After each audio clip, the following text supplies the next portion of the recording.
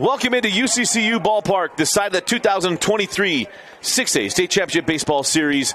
Game 3, winner takes all, American Fork and Skyridge. Dusty Lister with you, so glad to have you along with us. Going to be a fun evening as we've got 2 Game 3s and the first one ready to go. American Fork won this morning and earned their way to this one tonight. Let's go to the defensive lineup real quickly. Dax Watts at first base, Cooper Jones at second, Gavin Scootover at third, and Jet Walker on short. And in the outfield is Isaac Murdoch in left, CJ Mascaro in center, and Davin Pace in right. And pitching in this evening's Game 3 is Joshua Rojas, and on the dish is Cash Polson. Coming to the plate for Skyridge is going to be Dalton Young, Cruikshank, and Isaac Johansson. 1, 2, and 3. The winner takes all. Game 1 went the way of Skyridge 7-6. And then this morning, it was American Fork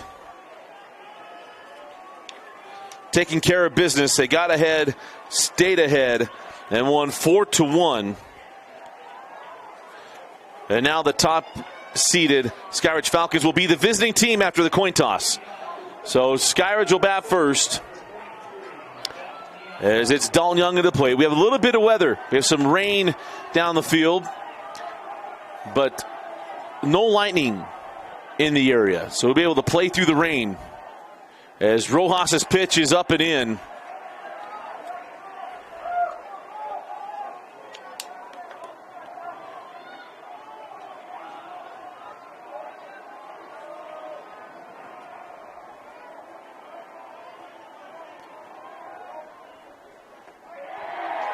And that's in for a called strike. So 1 ball and 1 strike to Dalton Young, the left fielder.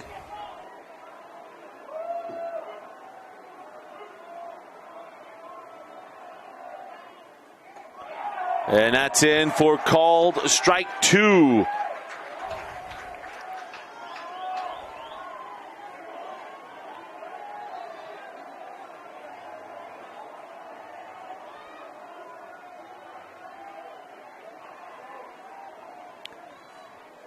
One ball and 2 strikes to Dalton Young. And the 1-2 from Rojas is balanced, and the count evens up at 2 balls and 2 strikes. This morning, Dalton Young singled in the first. He singled in the third. I want to get things started right for Skyridge. Whenever you lose that game, a little bit of that invincibility kind of goes away, and you like to get out to a good start, like American Fork did this morning. Young chops this ball to third base. Schoonover with it, over to first to Dax Watts for the first out of the inning. And also the interesting thing with the rain is how much is going to skip on this field turf.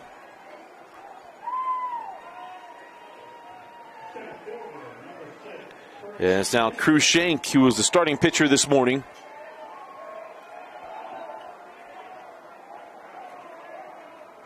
Pitched a good game. As that is off the plate, ball 1.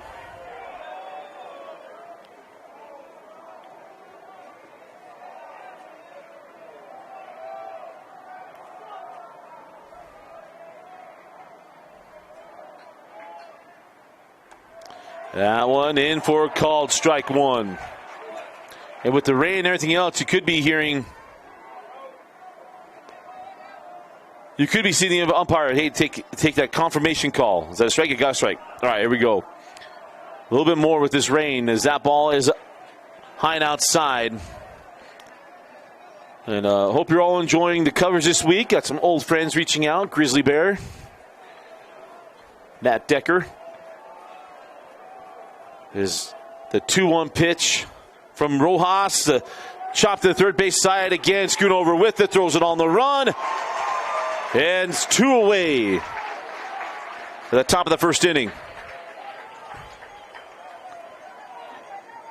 This rubber match. Expect these games to be close.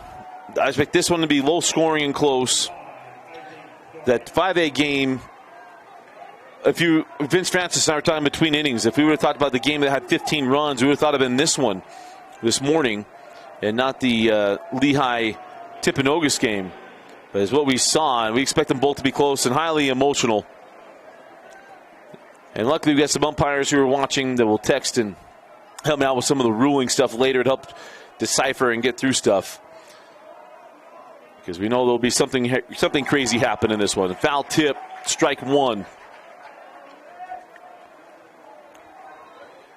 Again, it's Polson handling the catching because Josh Rojas is the typical catcher for Coach Ingersoll. And now the 1-1. Chop to the first base side. Watts takes it. And Rojas covers. And it's a 1-2-3, top of the first. American Fork coming to the plate. They're watching Game 3, the championship game of the 6A baseball season, right here on KSLSports.com.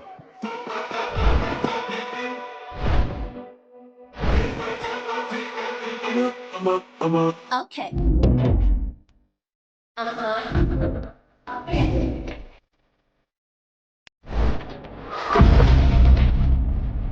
Okay.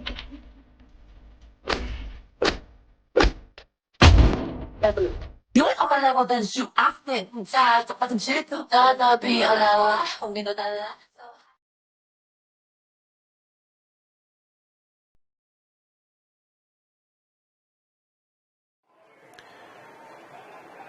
Let's go through the defensive lineup for the Skyridge Falcons. It is Chase Youngberg playing first base, Ty Evans at second, Tyler Ball at third, and Isaac Johansson at short. In the outfield is Dalton Young in left, Cruz Shank in center, and Gavin Bauer in right field. And the battery for this championship game is Mason Thompson on the mound and Max Johansson on the plate. Lineup for the American Fork Cavemen: C.J. Mascaro, Ryder Robinson, Joshua Rojas, Dax Watts, Cooper Jones, Jet Walker, Isaac Murdoch, Gavin Schoonover, and Davin Pace. With Cash Polson being DH'd for by Ryder Robinson.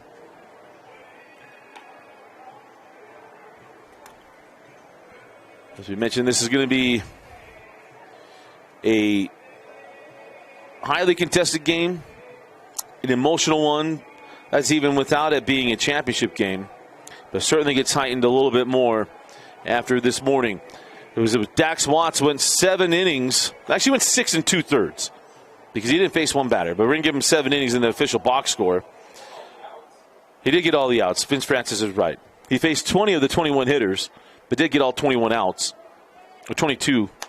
So gave up no runs on 7 hits. He only issued 1 walk, which is a huge thing, with 3 Ks. It was Kelly who came in and gave up the run. So that was a difference in that ball game. When you look at it, it was 6 walks to 2, and only one of those were Dax Watts.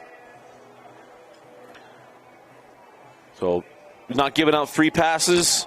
It's hard for people to get free anything. So it's C.J. Mascaro coming to the plate and leading things off.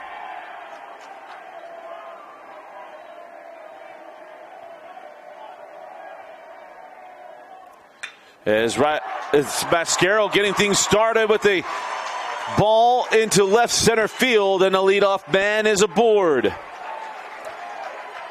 Everything you know about Jason Ingersoll's teams: number 1, they're going to play at their own pace.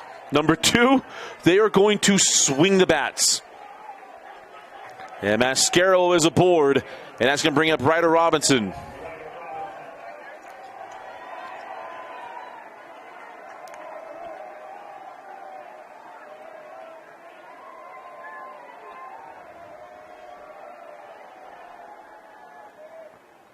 As that ball is bounced, and Mascaro is going to take second.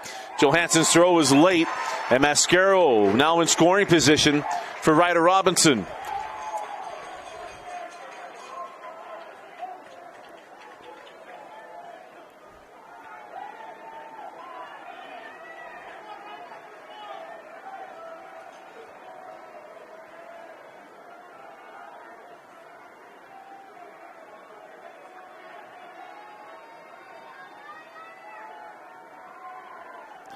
As that 1-0 pitch is off the plate, the count moves to 2 balls and no strikes.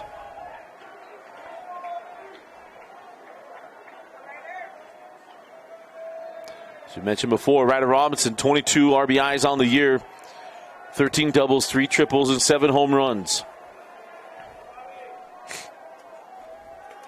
And he'll step out here on Thompson. He was 0 for 2 this morning with an RBI as he launches this one to right field. No doubt about it. A 2-run shot to open up the first inning of Game 3. Ryder Robinson gives American Fork a 2-0 lead in the bottom of the first.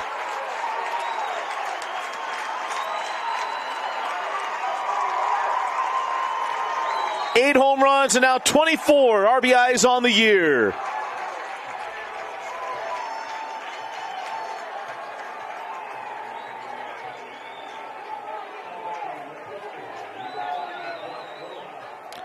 And the red-clad crowd feeling pretty good at the moment. That brings up Josh Rojas.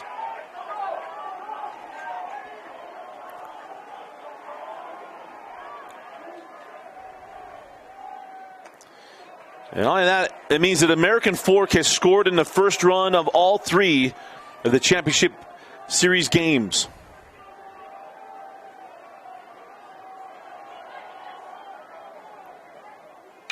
Rojas going to keep the no out.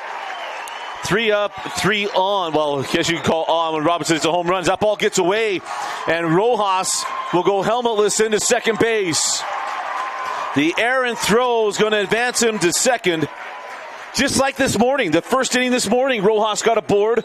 The ball was thrown off. Rojas got to second base, and his pinch runner scored on a pickoff move to second base and went into center field. So a carbon copy of what happened this morning is Coach Ryan Robertson to come out to try to calm down his crew and get everybody settled back into this game.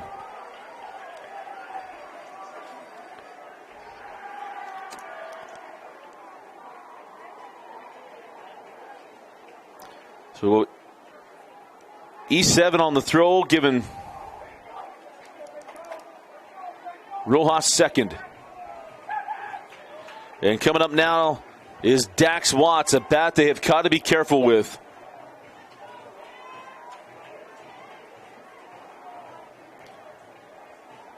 And what this means also in this ball game, for this ball game, is that with these 2 very experienced managers, Coach Roberts and Coach Ingersoll, this game's going to play at a snail's pace because they're going to try to make sure the momentum is stemmed by visits to the mound, things you got to do to try to keep things in check. As Watts comes to the plate with the runner on second base, it is Greening, the courtesy runner.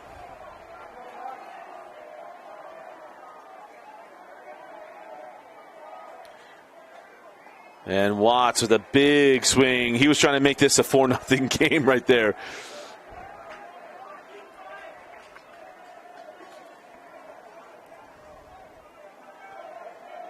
Watts has 2 home runs on the season. Took a ball off the wall in game 1. In fact, it was off the fencing there in left field. As Thompson comes set.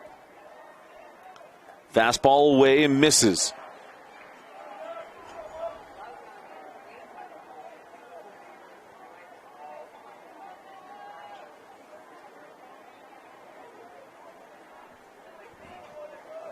Are they wearing AirPods down on the catcher, like the communication?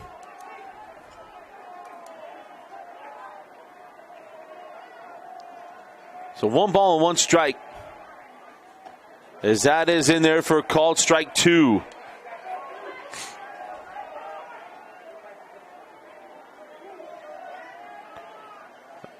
Kind of a different pitch calm kind of thing. This interesting.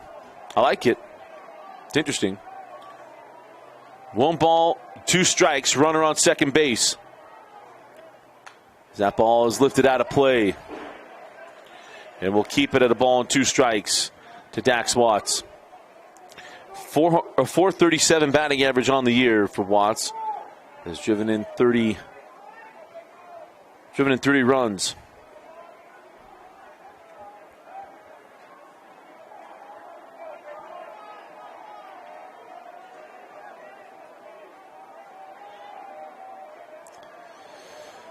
The one thing we're going to see in this one is we have long lapses of, I don't want to say inaction. It's not inaction, but between pitches. Between actual pitches. Sometimes we'll end up with some long delays. We saw that this morning.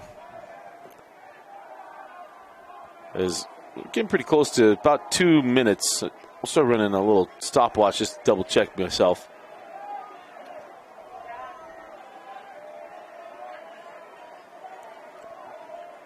That's a balk. Then absolutely. Thompson, I'm not sure what happened there. I mean, that was a complete just flinch. That's going to advance the runner to third. He kicked and just stopped. I'm not sure what happened. A lot of times you see a pitcher, the runner on second base, because you can fake a throw to second base. You don't have to step off. You kind of just take that and just rotate back.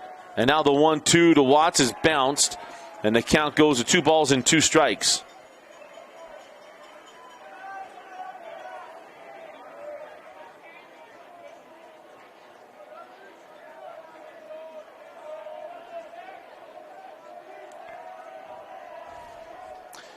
And the 2-2 swung through, strike 3. And Watts retired for the first out of the inning.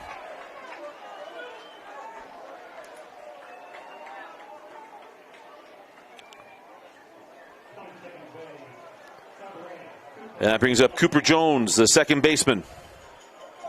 1 out, a runner on third for American Fort. Still buzzing from that Ryder Robinson 2-run homer. As that ball launched down the left field line, it is foul. That put a little wiggle in the sophomore's legs. Thinking he may have hit one out in front of the largest crowd he's played in front of since this morning anyway. The most important game he's played in thus far. So no balls and a strike with the runner on third. And he held off on the high cheese. 1-1. You never quite know what you feel when you get on a baseball field. The ball hit at you and anything else, and all of a sudden there's like a shockwave sometimes that comes to you. Starts your toes, works its way up to the top of your head sometimes. As that ball off the plate, 2 balls and a strike. To Cooper Jones. Earned his way on, I mean, I'm just guessing through 10 games is all it's reported for him as he appeared in. Hits this one into left field. Got a chance to get down. It will not. The catch is made, but it's going to bring home a run. So sacrifice fly. And it is 3-0 American Fork.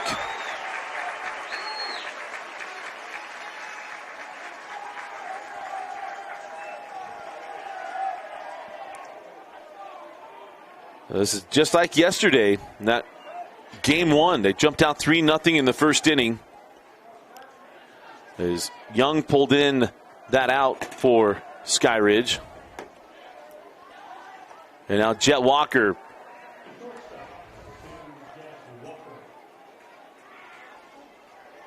at the plate. Bunt attempt, misses, and it's strike 1. And that's off the plate. Ball 1. 1 ball and 1 strike.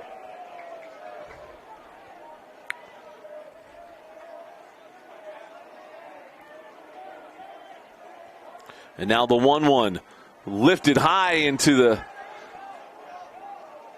evening sky and taken for the third out of the inning, but a productive first inning for American Fork. A 2-run homer from Ryder Robinson paces the way, and American Fork takes a 3-0 lead at the end of 1. We go to the second inning in the Game 3, the championship game of the 6A State Baseball Tournament.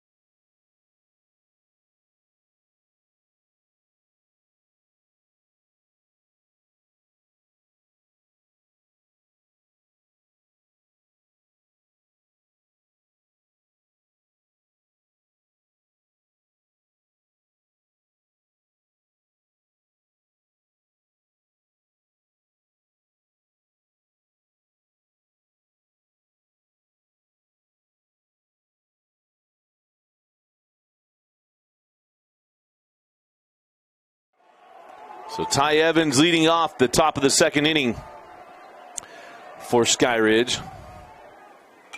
As that ball lifted out of play.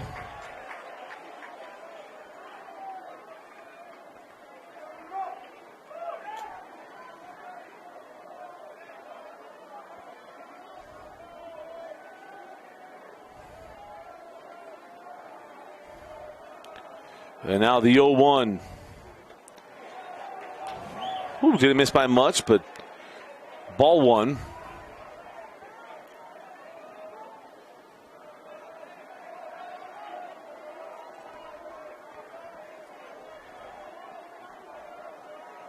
And now the 1-1 pitch. No, ball two.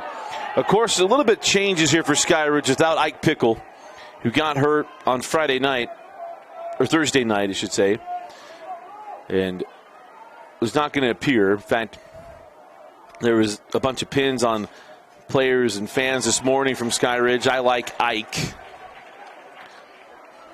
to show support, as he has a leg injury. Will not be able to play. So Ty Evans gets moved around in the batting order. He and Ball. As that pitch misses inside, and the count goes to 3 balls and 2 strikes.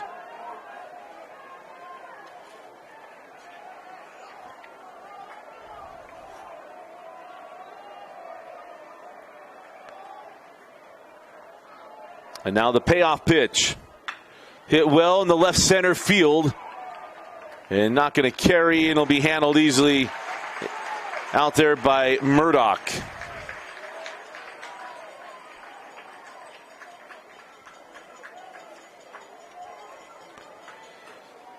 So Evans retired for the first out. And that'll bring up Tyler Ball, the hero of game 1. And many feel potential Mr. Baseball here. As that pitch misses off the plate, ball 1.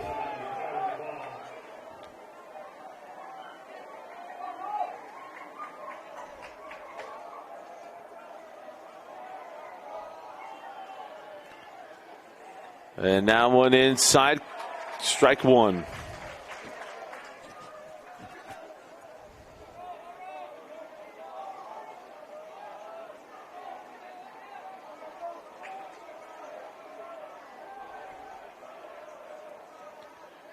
That ball struck well into center field, and the ball will be aboard with a 1-out single.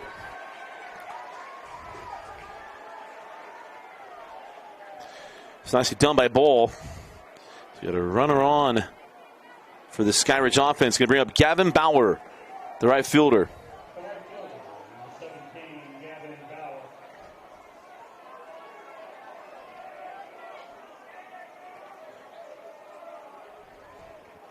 Bauer, a .354 hitter on the season. His ball away from first. That's in there for a called strike 1.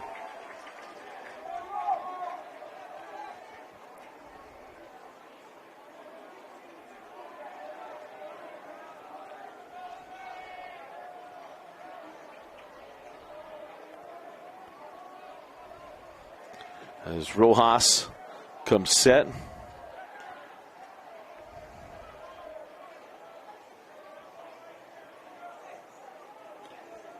Rojas made 9 appearances this year. A 1-2 record. It'll be all hands on deck for both these teams. Any available pitcher they can throw, they're going to have to use to try to bring home a 6-8 title, and that's in there for a called strike 2.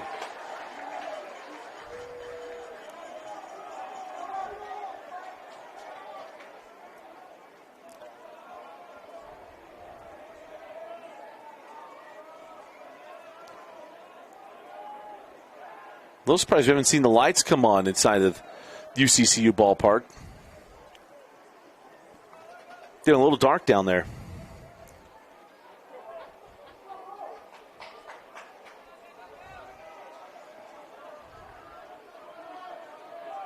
One ball and 2 strikes and a runner on first base.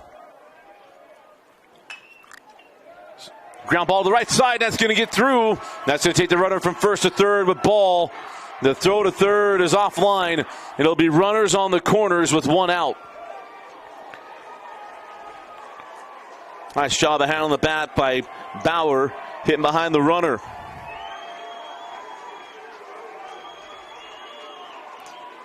So Skyridge looking to respond. And that would bring up Max Johansson, the catcher. And a first and third situation for the AF defense to deal with.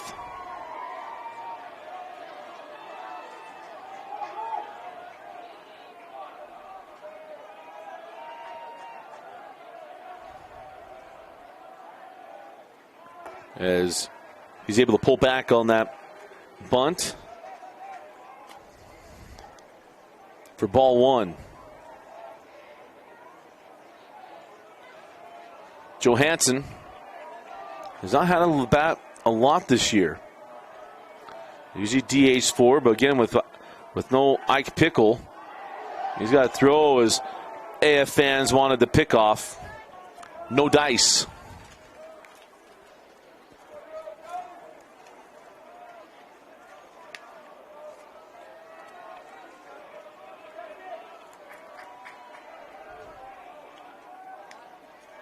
And now the 1-0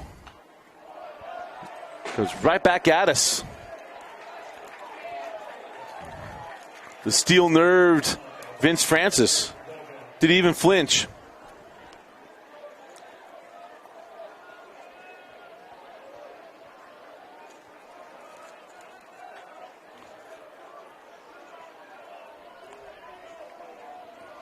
One ball, one strike, and one out. Interesting move there from Rojas.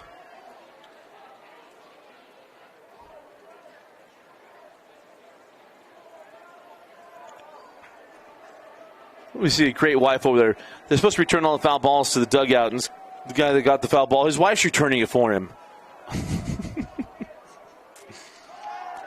As that ball is in there for a called strike. So it'll be one ball and two strikes to Johansson. Only Taylor Francis I know would do that for Vince. Vince would wait for her to finally take it down the dugout.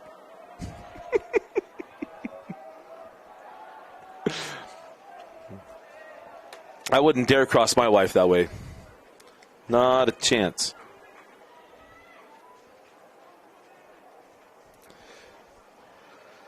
He's got a first consultation out there. Remind you that if you have any questions, legal situations, or anything, you just want to know if you've got grounds for anything, go to our friends at Heidemann Associates, 801-472-7742, and also get your living will and trust set up, a flat rate at Heidemann and Associates.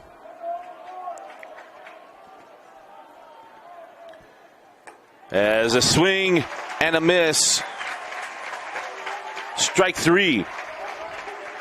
I'm used to Skyridge going to the third base side, so I thought, well, Matt Johansson's going to step back in the box. And then he head toward the first base dugout. Get some muscle memory only through 2 games. But Skyridge has been the home team all week long. They were the 1 seed in this tournament. But in Game 3 of the championship series, you flip a coin for home. And obviously American Fork won the coin toss. And I'm also not sure what you call the coin toss, because those of us back in the day, we would do coin tosses in state tournaments. Heads in the dirt, or tails in the dirt, heads on the grass. And this is just turf. As long as you designate the field. And what do you do? So, runners on second and third. As Thompson launches this to left. And it is a tight ball game. No, that's off the wall. That's not the wall. Hold up a second. I was premature on that. There will not be a 10-minute discussion like there was earlier in the week. That ball was off the fence. It's hard because it's that chain link on top. I thought I saw the ball bounce on the berm, but it bounced off of the fence. And that is a 2-run double for Thompson. Young man hit the 2-run homer yesterday. Nearly tied this game up.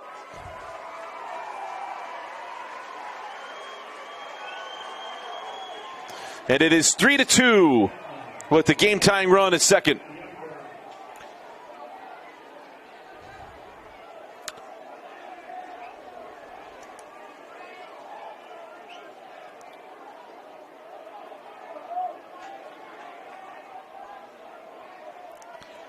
So 2-run double. Coming to play now is Chase Youngberg. And Chase looks at ball one.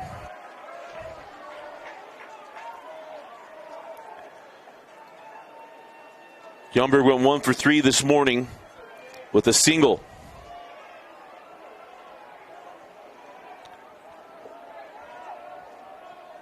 One ball and no strikes with the courtesy runner for Thompson on second base. And that ball is fouled out of play.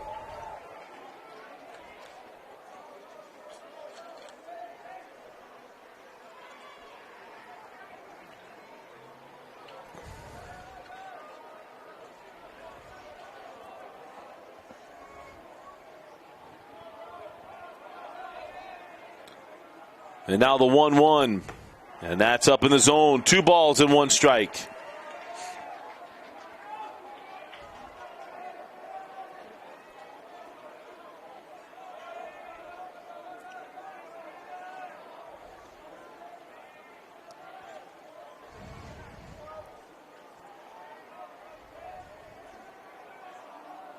And the 2-1 finds his own. 2-2. A little late movement on that pitch.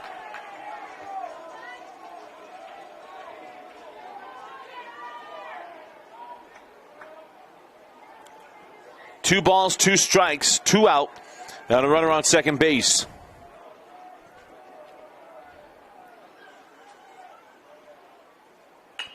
Chop back to Rojas. And Josh will throw it over.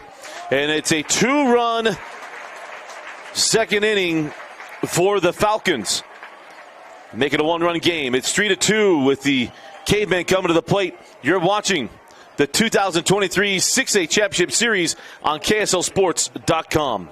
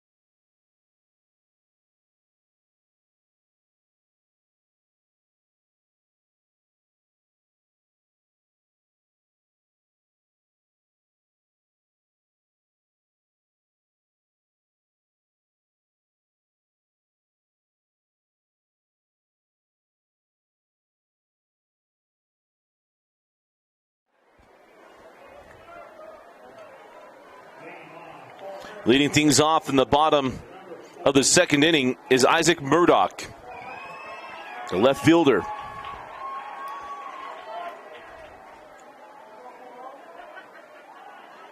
And Murdoch tries to drop one down. It is foul for strike 1.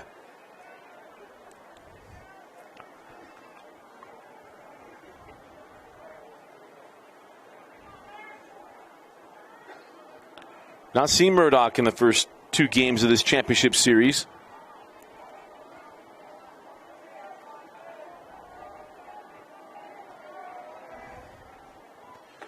As he takes, no, he did not. 1 ball and 1 strike.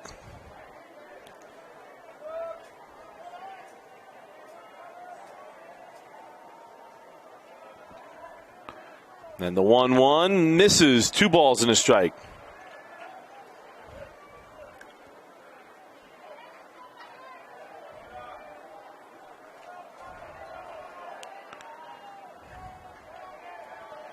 that guy, man. And now the 2-1. Swung through, strike two.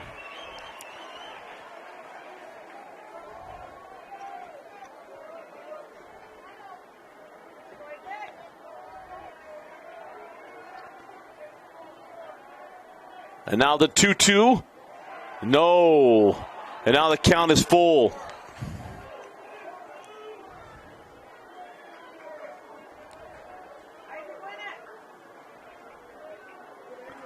Three balls and two strikes to Isaac Murdoch. And he swings through it, strike three. Nice job of staying with that with Thompson. He had some pitches nibbling on the edges and wasn't getting the calls and been able to keep his wits about him and get the out. And it brings up Gavin Schoonover. And Schoonover goes back through the box. And it's a one-out single for Schoonover.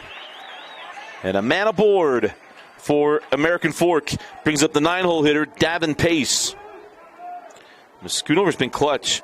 He had a clutch hit last game, too.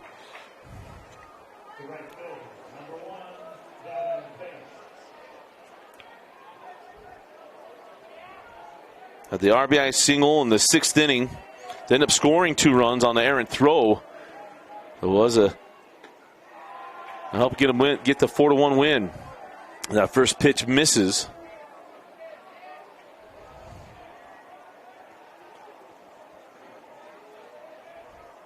Pace did not reach in game 2. The 1-0, make it 2-0.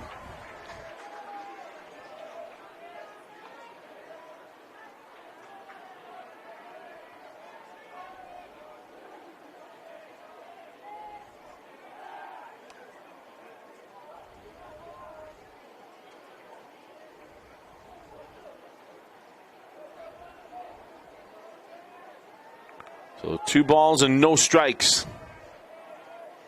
The 2-0 pitch lifted out of play down the right field line. With the count to 2 balls and 1 strike.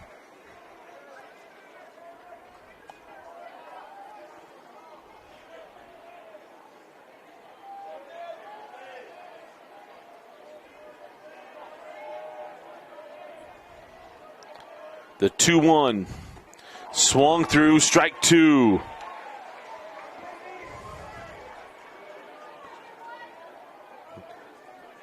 Middle infield's back, corners up. And the double play ball up the middle. And now the 2-2. And we'll stay at 2-2.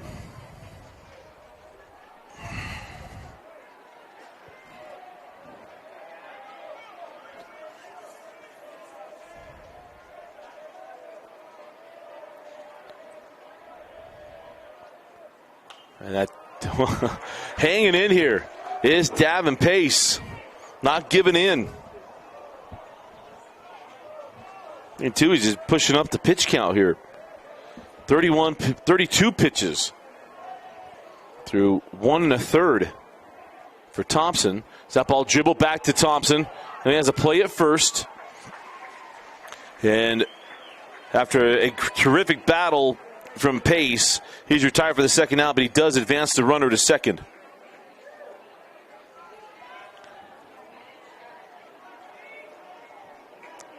So with the runner on second base and 2 out, it is C.J. Mascaro, the leadoff man,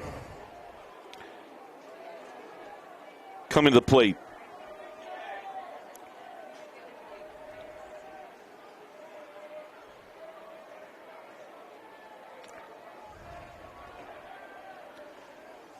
And that pitch is bounced. A good thing of not getting caught up in between.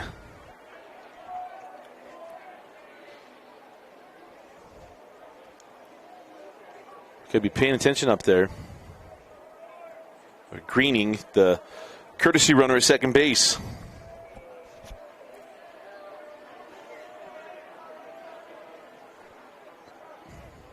And Mascaro wears it. Put runners on first and second with 2 outs. And that's going to bring up Ryder Robinson, who's responsible for the 3 runs. Hit a 3-run home run his last time up. As now they're going to come out and talk with Thompson, make sure they're on the same page. I'm sure it is pitched down and away.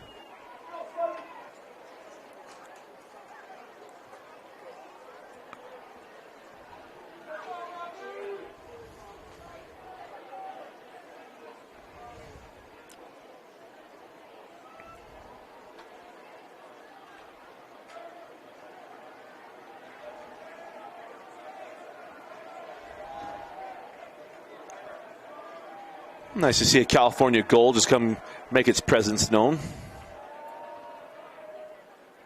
As that pitch is high and outside to Ryder Robinson.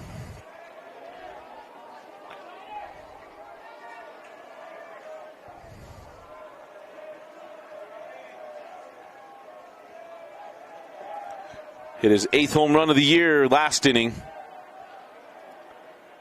Stay away. Snap to first. Got him. Yes, he did. Mascaro got off the bag and a beautiful throw from Johansson. Right on the bag. And Mascaro picked off. We go to the bottom, or probably the top of the 3rd. Skyridge come to the plate. You're watching the 6A State Championship baseball game on KSLSports.com, your online home for state championships.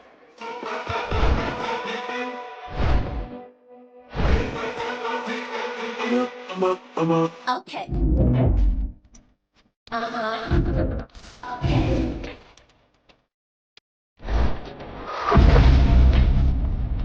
Okay.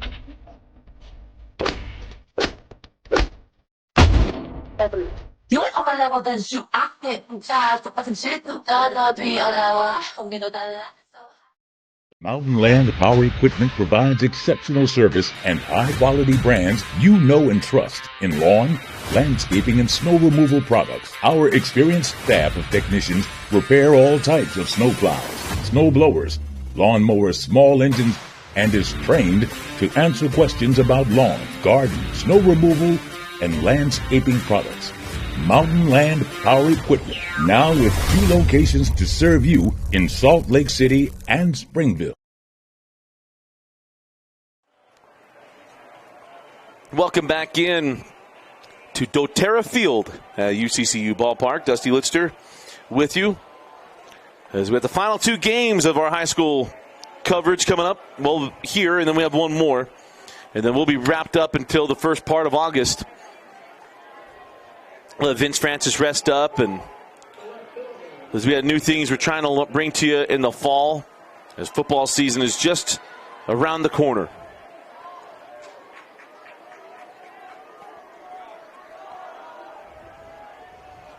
So leading things off this inning is the leadoff man, Dalton Young, as he looks at ball 1. Dalton grounded to 3rd. In his only plate appearance today. As the lights come on at the ballpark. As that pitch misses as well from Joshua Rojas. Got into trouble. Thompson hit the 2-run double. Rojas got to manage this. Of course, every hand on deck for Coach Ingersoll as that pitch is in there for a called strike 1.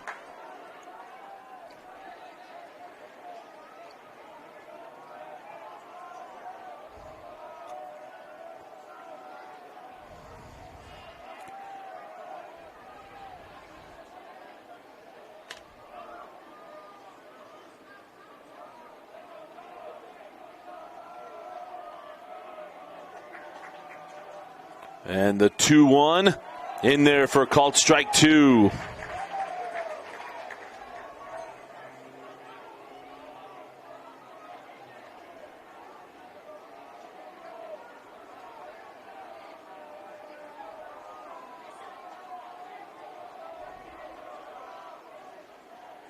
And that pitch back to the screen.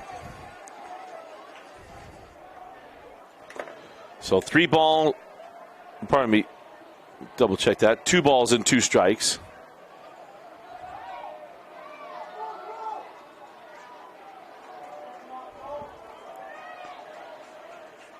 And the 2-2 gets him in the back. I don't have a count on the 6A hit batsman, but we're at 27 in 5A.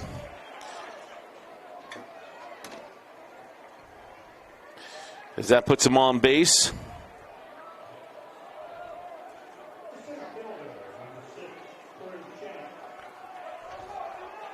And that brings up Krushenk.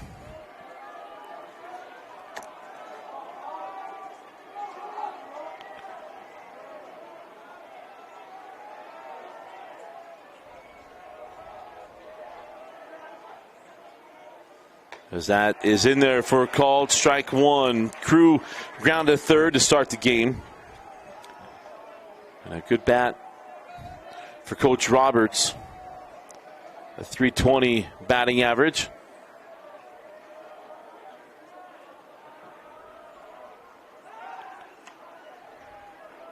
And one thing we know with American Fork, if you get a guy on first base, we're gonna make him do up downs till the guy on first is no longer tired or thirsty. I think Dax Watson 1.3 over 3 straight times last game. There we go, there's 2.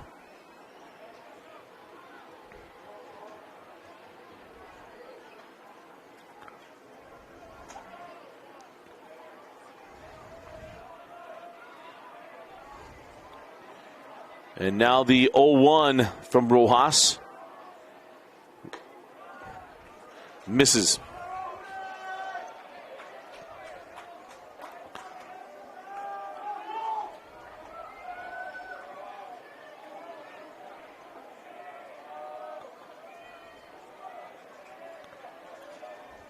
One ball and 1 strike to Krushenk. He shows bunt and gets it down on the first. Watts got over in time to Cooper Jones for the first out. Advances the runner. And so it'll be 1 out and the tying run on second base.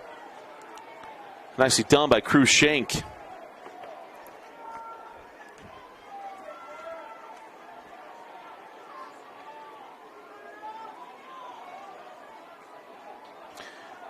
Great job by Cooper Jones, of young sophomore, not falling asleep, not just watching things happen.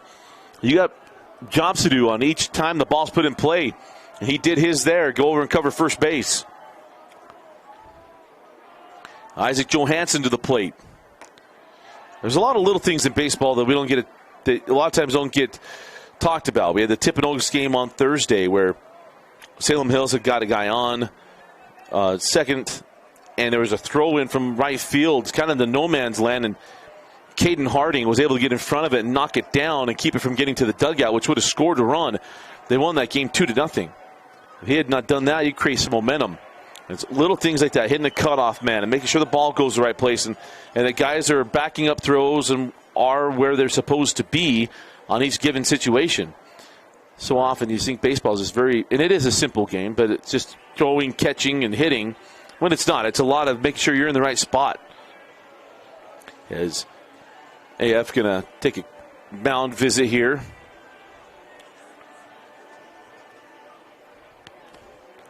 And gives us a chance to remind you to go to our friends at Modern Missionary. It's a mission call open season. A lot of missionaries getting ready. Already have their calls, getting ready to go to the MTC. You got to get them outfitted. Go register at modernmissionary.com, and you can get a free shirt and a free tie. Who doesn't like free things? Get a chance to try it before you buy it at Modern Missionary. Again, that's going to modernmissionary.com. Go register your missionary or go to one of the locations nearest you.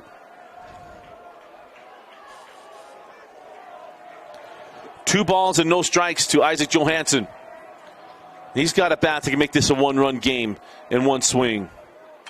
He lines this one to short and gets back in time to Dalton Young.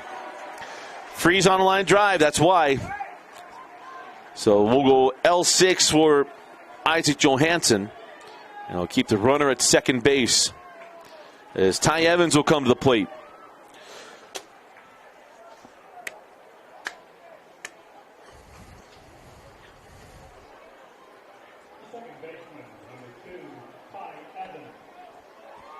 One of the rules I think we'll start seeing that should be coming soon is just mound visits in general, including catchers.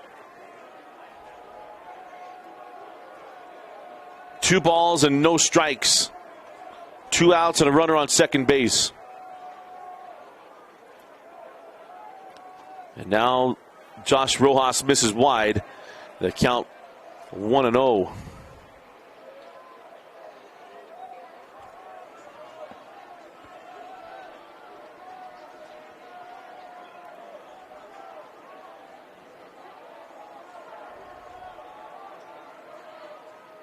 And this ball lifted into right field. Still drifting back is Pace and catches it near the warning track in right field, and that will do it for the top of the 3rd inning. We go to the bottom of the 3rd. It's AF leading Skyridge 3-2. You're watching the 2023 6A State Championship Baseball game on KSLSports.com. For over 25 years, Salt Lake Running Company has helped people of all ages and levels find the gear they need to start their fitness journey. From a free custom shoe fit analysis to a premium assortment of footwear and workout essentials, SLRC is a top 10 run shop in America. Locally owned, locally operated at 5 locations along the Wasatch Front. SLRC is there to help you gear up and get out. Visit a store near you or shop online at slrc.com.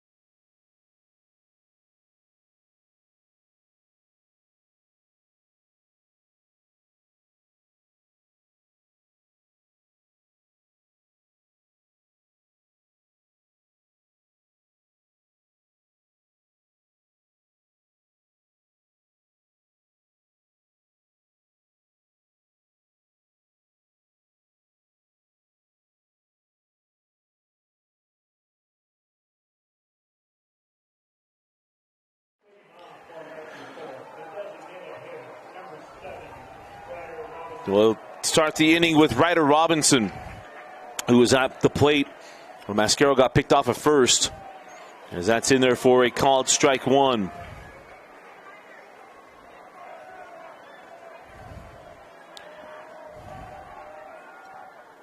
As that ball struck well into left center field and is going to get down. Will only be a single. So a leadoff single, I shouldn't say only, but it'll be a leadoff single for Ryder Robinson. That's one of those balls that we saw this week out at Larry Miller Field. It ends up being a double. But here, because of the dimensions, they're in left field, a little closer to the gap, playing off the line.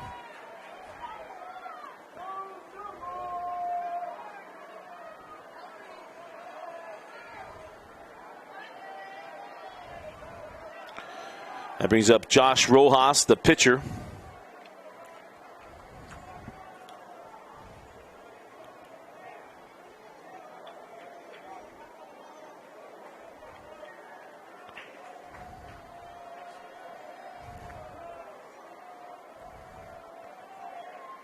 As Rojas lifts this one to left field and might not have enough on it. There's Young is there to bring it in midway through the outfield.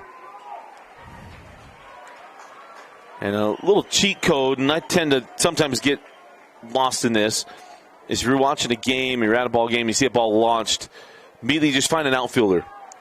Find the outfielder, so they'll tell you where the ball is going, and you'll know if that ball's carrying or not. Because Rojas hit that. There's been a couple of those, like the Brousseau home run that reached the pond. When it first was hit, I was like, does that have enough? Just because it was launched in the air. And you have to find an outfielder, and as they look up and they're watching, to get, okay, we got a chance here. So this little inside baseball conversation there. 1 ball and no strikes to Dax Watts. Went down on strikes in his first at bat. As Ryder Robinson's at first base.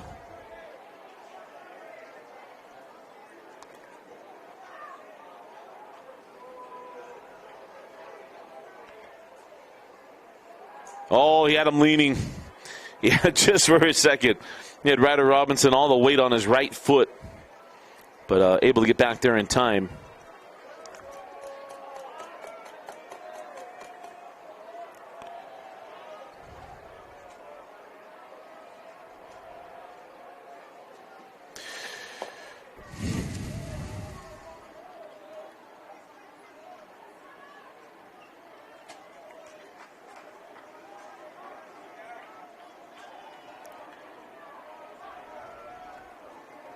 And the 1-0 from Thompson. That is in there for a called strike. So 1 ball and 1 strike to Dax Watts.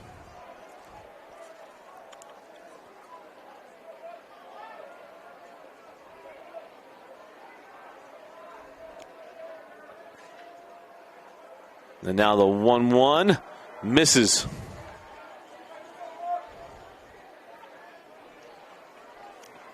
Two balls and a strike and a good bat, or good count here for Dax Watts.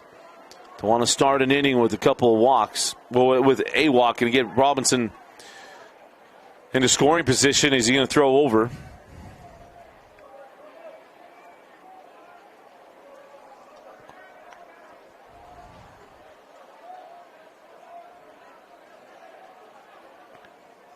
And now the 2-1. And the pitch is in there, and they throw down the second for Robinson. Got him!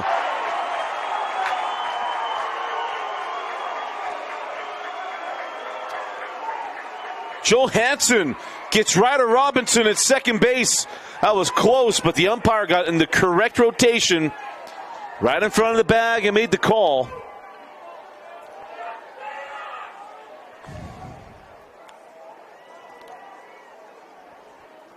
Made some AF fans angry, but it's a great throw by Max as Watts goes back up the middle. Got it at second, throw to first, not in time. An infield single for Dax Watts. And there are 2 outs. Apologize, get that scoreboard update. It's my fault. Intern Preston has been going in and out of the room. That's my fault. Make sure it's updated. So runner on first base and 2 outs for Cooper Jones.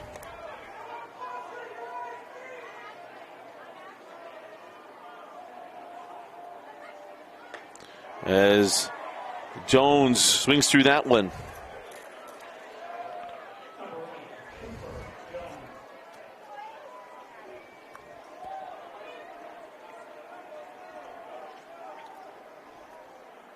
And the 0-1. Chop back up the middle. And it'll be handled and step on second the short way for the third out of the inning. We go to the bottom of the third. It's still 3-2. You're watching the 6A championship baseball game on KSLSports.com. At UCCU, we'll provide you with a low-rate line of credit that makes it easy to access the equity in your home with no fees or closing costs. Simply complete an application on your phone or computer and select the low-rate option you prefer. And then sit back and enjoy the peace of mind that comes from knowing you have a low-rate line of credit. Ready for whatever life throws at you. To learn more or start your application, visit uccu.com or stop by any branch.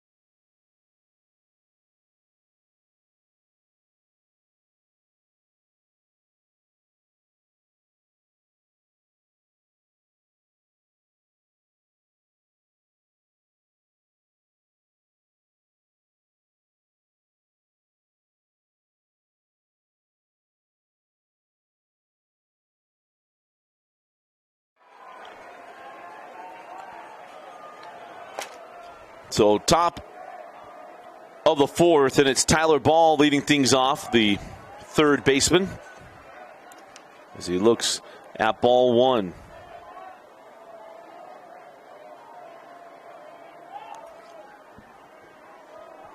And now the 1-0. Swung through, strike one.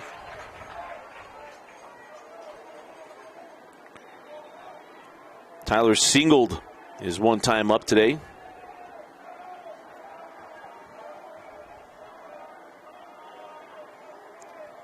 And now the 1-1.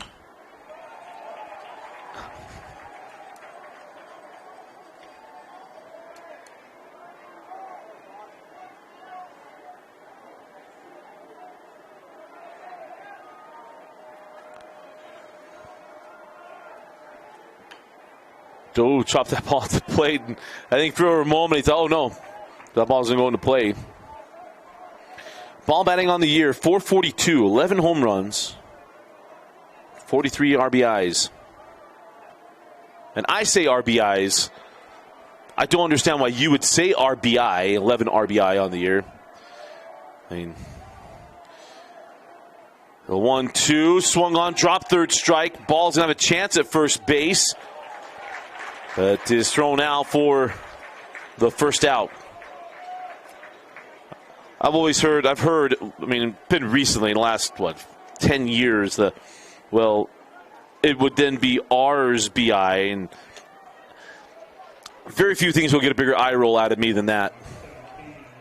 It's a statistic. It's how many times they got a run batted in, RBIs. I'm not saying how many runs, not just runs batted in, but how many times they get that statistic. RBI.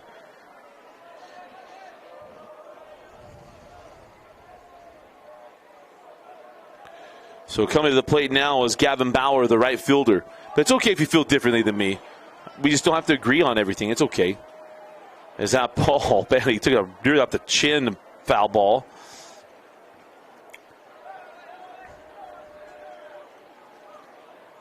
I just may not invite you to Thanksgiving dinner or pie night the night before Thanksgiving, or to 4th of July barbecues or anything like that, but we can get along. That'd be fine. So 1 ball and 1 strike to Gavin Bauer. And now the 1-1. Bounced. Makes the count 2 balls and 1 strike.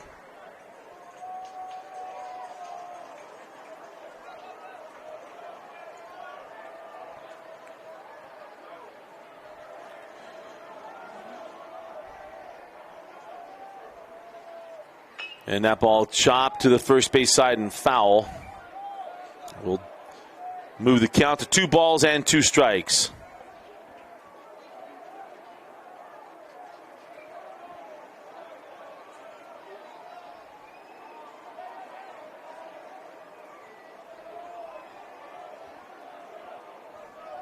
And now the 2-2. Nice job of hanging in there by Bauer. Let that ball get deep.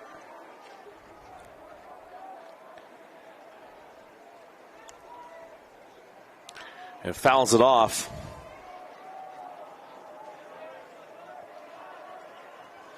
And now 2 balls and 2 strikes with 1 out.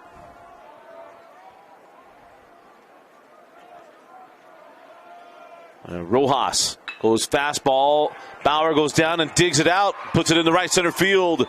And that's a 1-out single. So put a man on. The tying run is on first base.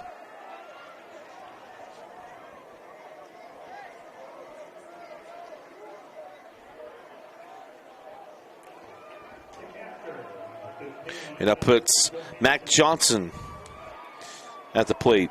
Played a couple already good defensive plays here from Max Johnson today.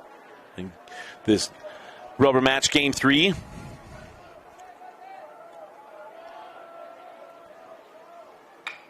Hits that one sharply down the first base line and foul.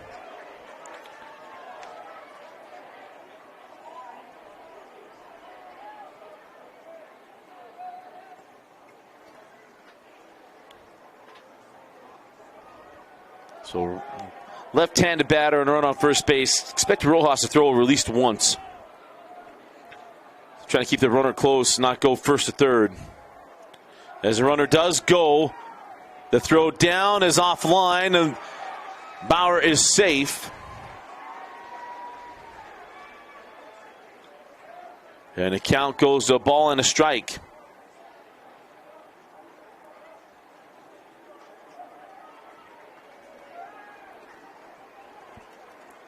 So a chance for an RBI here for Max Johansson.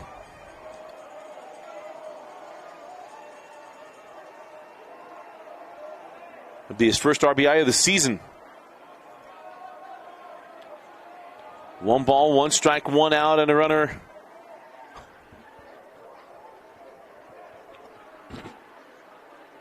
And a runner on second base. There's that ball chopped to the first base side. It moves the count to a ball and 2 strikes. Been a fun day at the ballpark. Been a fun week. Vince Francis and I were talking about between games. I don't know the last time that each tournament, 5A and 6A, have played the maximum games possible.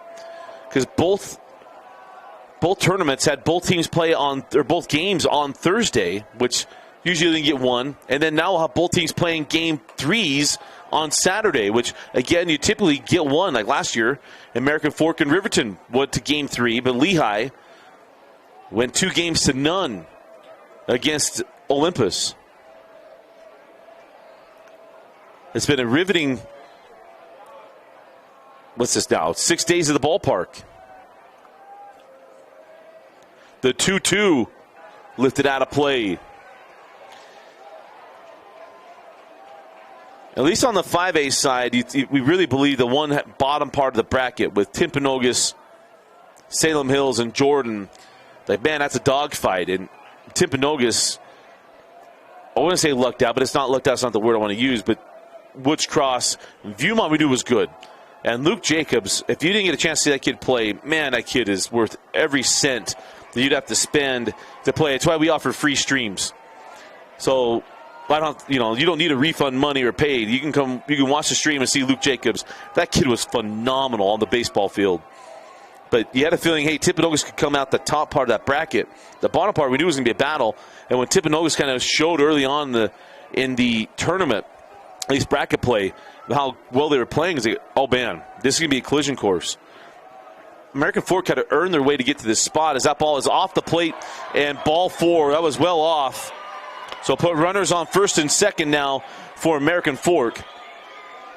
But AF losing on Wednesday to Riverton and then having to go back through and beat Riverton twice. Had a win to get to Riverton, beat them twice to get to this game. You wonder what it does to pitching staffs, all that kind of stuff. But both teams had to do it. Skyridge had to play that same kind of game without the extra one in it. And we had the same thing on that 5A side. But just an absolute blast this week covering baseball. It's been such bad weather, we hadn't gotten out to do a regular season game with all the snow and everything. As that ball is off the plate, ball 1 to Mason Thompson. That was a very good at bat from Max Johansson. Bats and bring out a visit to the mound. Well, they have that. We'll just mute and step aside.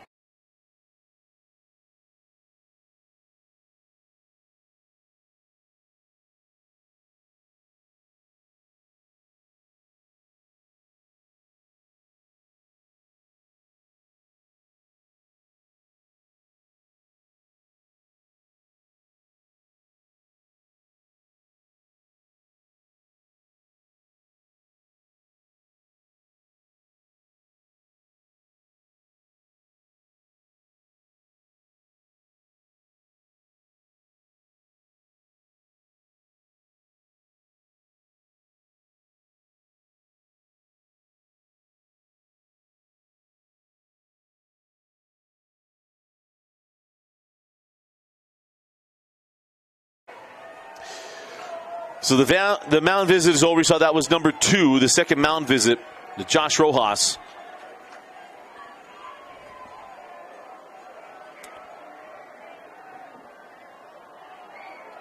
1 ball and 1 strike to Thompson. And the 1-1 fouled off. 1 ball and 2 strikes now to Thompson.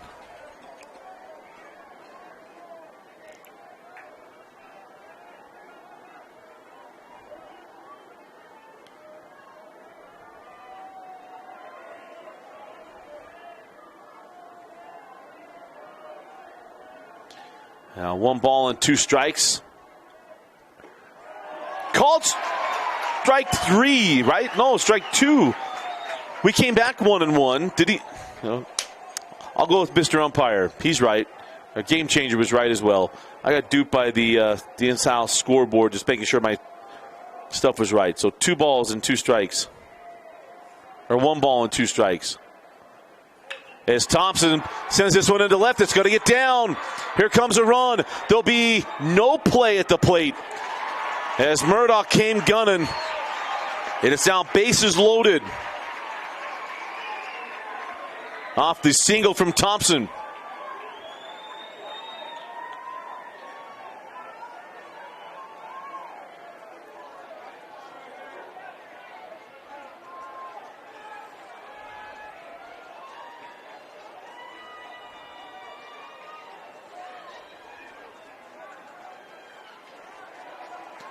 And Thompson will be giving his courtesy runner.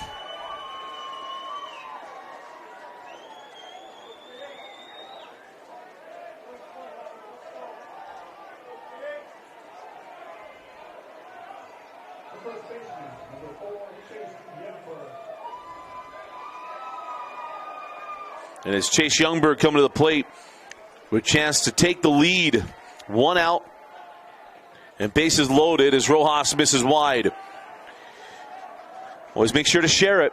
You got to freeze on a line drive on the base paths with 1 out. Make sure the line drive or the ground ball gets through the infield.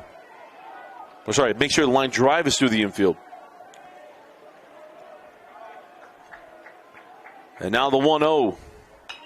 Lifted out of play. Evens a count up and a ball and a strike. Youngberg grounded back to the pitcher in his previous at bat.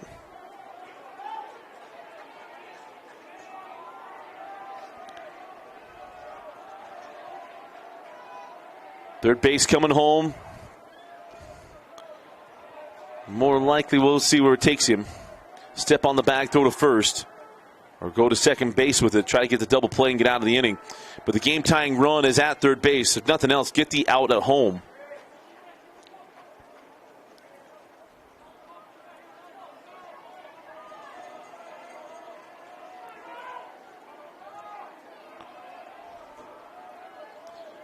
One ball and 1 strike to Youngberg. And the 1-1, no.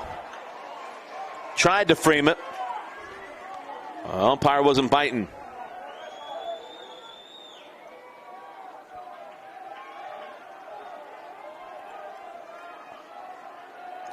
Two balls and 1 strike. Nowhere to put him. Expecting a lot of straight stuff here from Rojas. The 2-1. In there, called strike 2.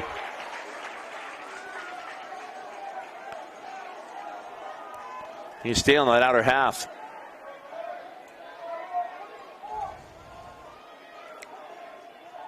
Stay in the outer half so you get the ground ball.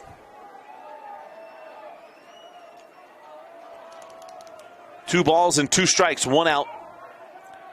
And bases loaded. And the 2-2 inside, and that ball's foul. We'll stay at 2 balls and 2 strikes.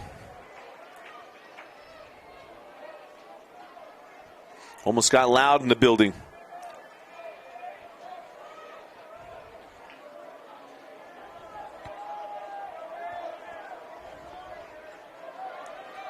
And we'll do it again. 2 balls, 2 strikes, 1 out. Bases loaded for Youngberg. Fastball right side. That's going to get through. Game time run comes in. Here comes a game leading run. The throw on the money. It got him at home.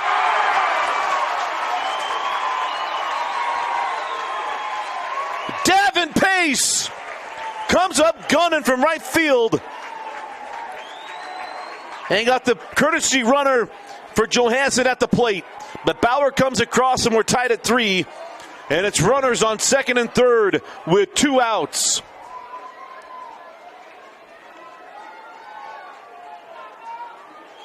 Great throw by Davin Pace. The bounce was on the money. That's one of the advantages of these turf fields. That's a true bounce home. 2 outs in the top of the order.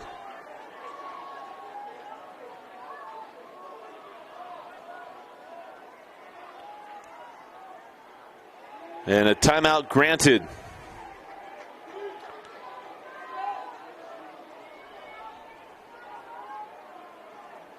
To Dalton Young. So Young today was hit by a pitch last inning and grounded to third to start the game. As that ball lifted out of play. So I thought this game would be close. Don't think you're going to see this. I wouldn't be surprised if a team all of a sudden has an explosive inning to pull away, but right now it feels like we're going to be nibbling. This is going to be like game 2 of that 5A championship game, or championship series. It was just back and forth. And now the 0-1 from Rojas. Chopped to short. Be a long run. And mishandled.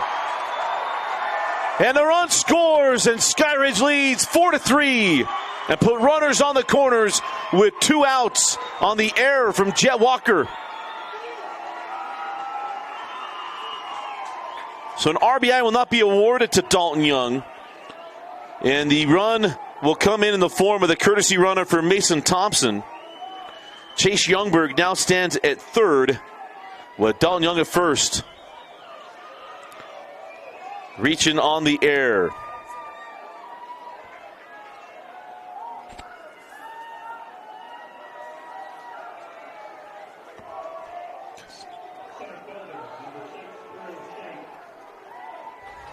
And it brings up Krushank.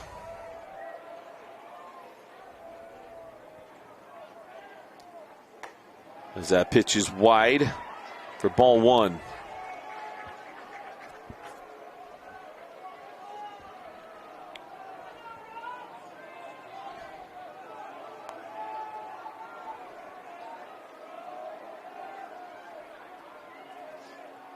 One ball and no strikes to Krushank.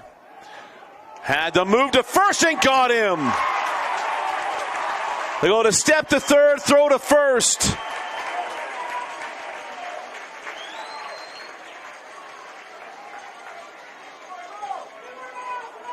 I'm not sure where the conversation is going to be here. Robert's going to come out and talk to the umpire, but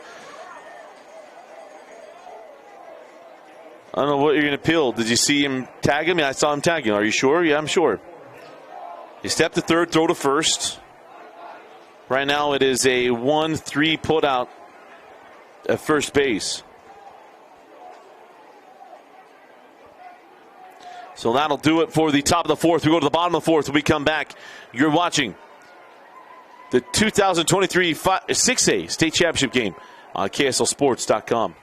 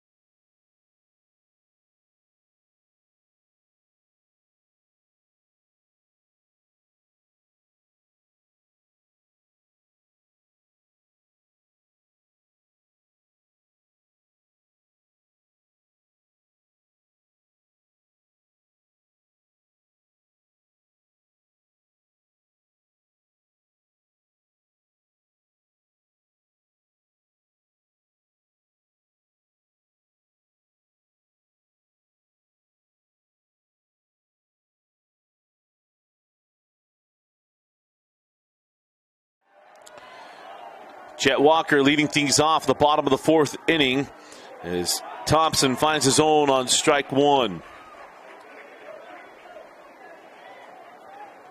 Walker flew out to short in his only appearance back in the 1st inning. As he hits this one into left field, it'll be handled easily out of left by Young for the first out of the inning.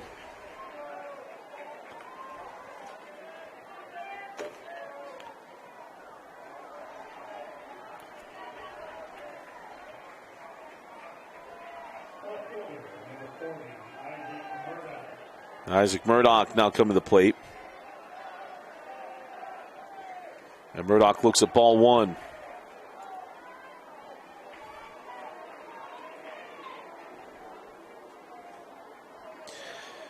Murdoch went down on strikes in his only appearance in the 2nd. And the 1-0. And we'll hit down the third baseline, but foul. And we'll get out of play.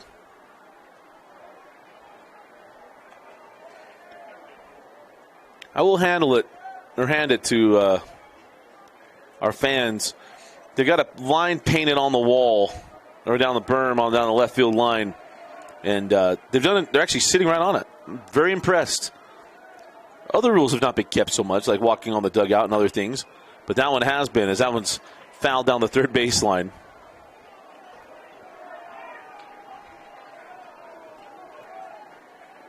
Some of the rules have drawn the ire of some fan bases, like not grabbing the net and staying off the net behind the plate and down the line. And now the 1-2.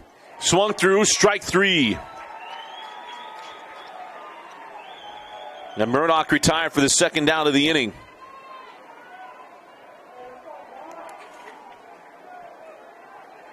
And now to bring up Gavin Schoonover.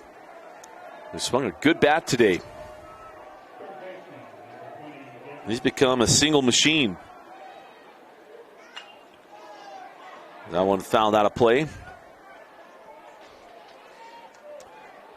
Singled in the 2nd. And this morning, he had what would be the go-ahead and stay-ahead hit. As that one is high and outside.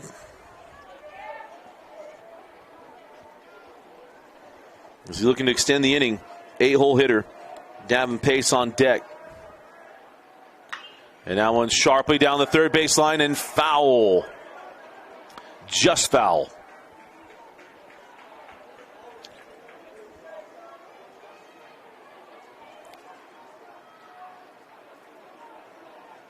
Mr.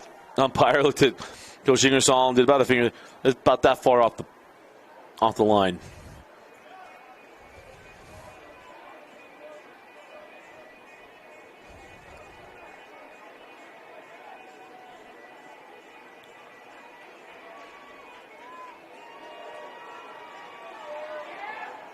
So after a visit from the mound, 1 ball and 2 strikes. And that one's bounced, evens the count up at 2-2. Good job of not chasing that breaking ball. This is the 58th pitch for Thompson. And that one is fouled out of play. And we'll keep it at 2 balls and 2 strikes. Mason Thompson's done a nice job. Got in trouble in the 1st inning, but he's been putting up 0 since.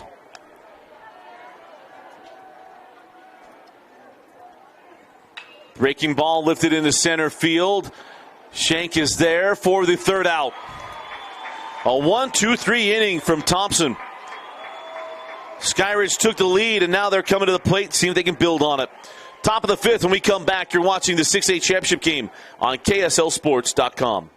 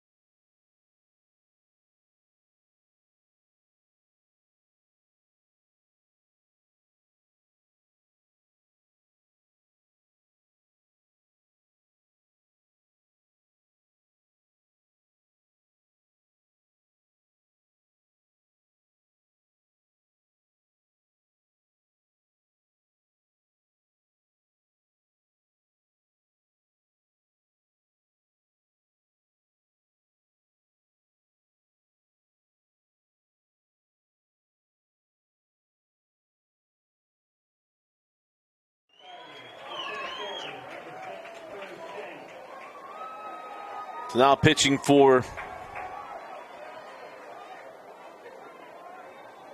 American Fork is Court Taylor, the left-hander.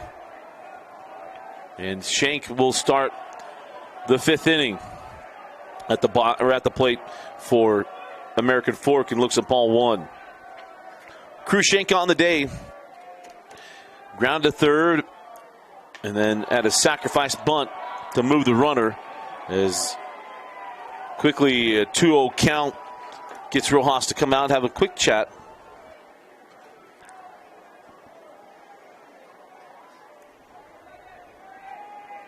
To make sure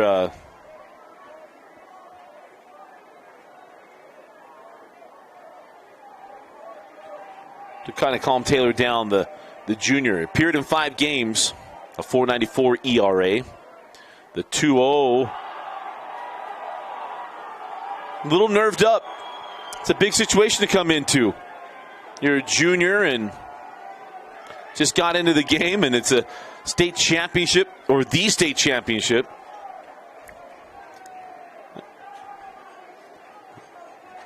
A little nerved up. Just got to settle in. All his guys behind him say, hey, just make him swing it, man. The 3-0 going to be a 4-pitch walk.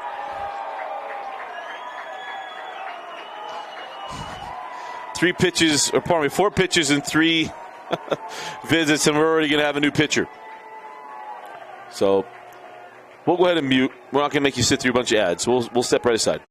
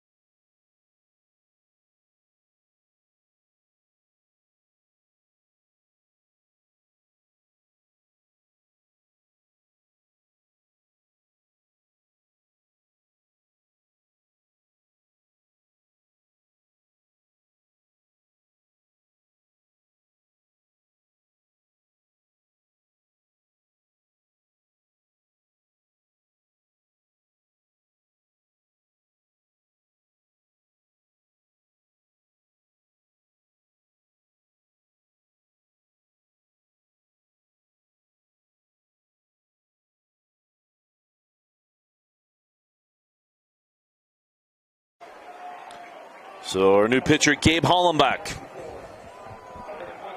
the junior pitcher. He's appeared in 5 games, a 4.90, or pardon me, Hollenbach appeared in 10 games, an 0-1 record, and 4.39 ERA. Into the box comes Isaac Johansson with the runner on first base and no outs, and looks at strike 1.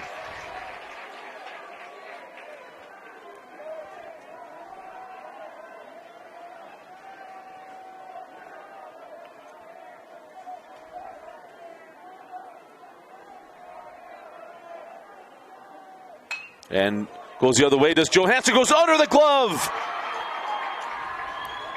Gonna hold up at second base, E5. And there's 2 on.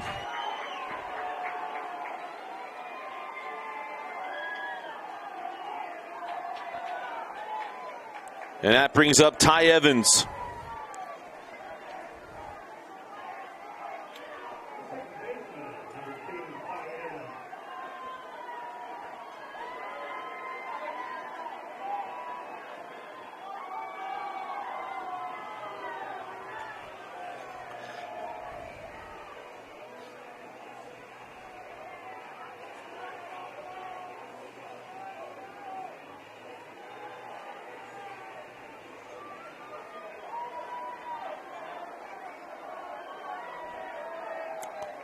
So Ty Evans comes to the plate, 0 for 2 in the ball game.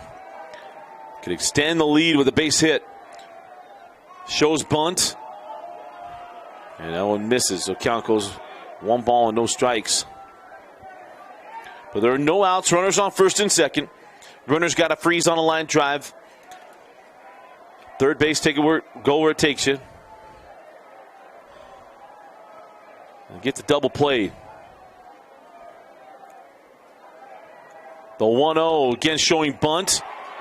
Nice bunt, can advance the runners as Hollenbach goes to first base for the out. So runners will move up to second and third with 1 out.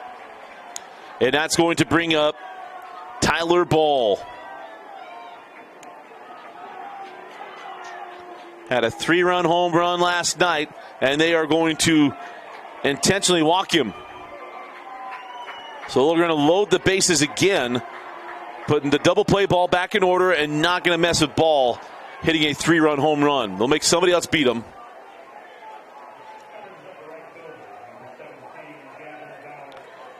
Coach Ingersoll said, hey, be aware of the bunt.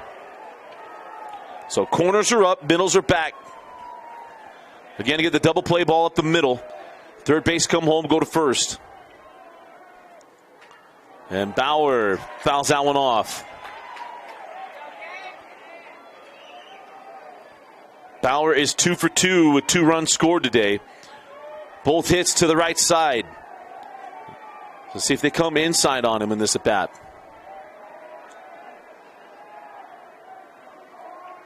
They're staying away. The 0-1 fastball lifted on the infield. Watts is there. And there are 2 outs. So now the infield will get back, keep the ball in front, and get an out. As coming to the plate is Max Well, pinch hitting is Max Johansson being pinch hit for. We don't have an announcement in the building. This is Camden Stafford. And Stafford chops that one at the plate. Rojas just waited a second to see if he'd get a bounce.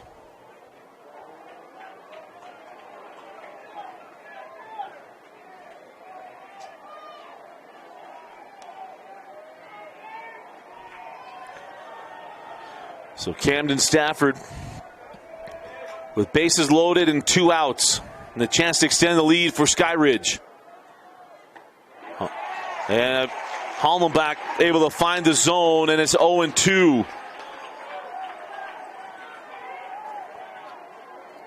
No balls, 2 strikes, 2 outs is Rojas. Gonna have a quick conversation.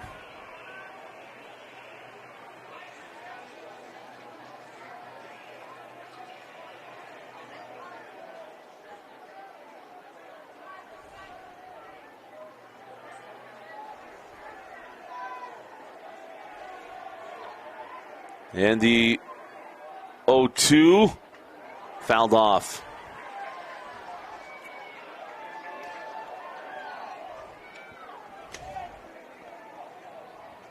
Stafford on the year has 4 runs driven in, 1 double and 1 triple.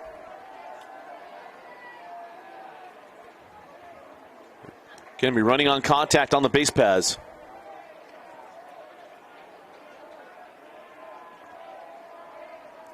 And the 0-2 misses. Was 1 to burn, up 0-2.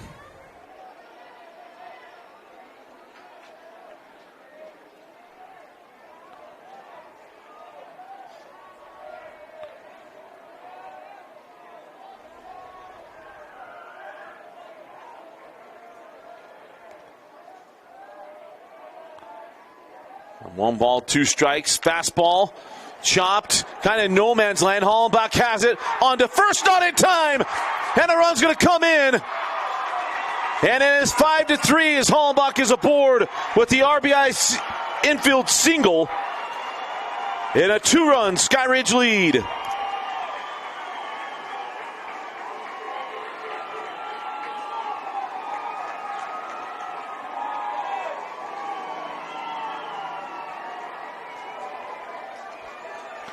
And it brings up a hot bat of Mason Thompson, the starting pitcher for Skyridge. Could really, really change the complexion of this game. Playing him deep in left field. Hollenbach's fastball is up in the zone. Thompson had a 2-run double in the second. He singled and scored last inning. And, of course, had the 2-run home run in the 6th inning last night. The 1-0. Big swing. Evens the count at 1-1.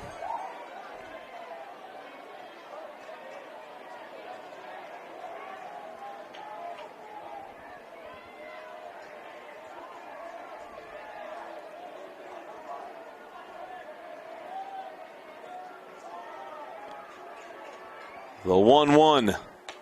And misses up and away. And Rojas going to come out and try to calm him down. Can just stay on it.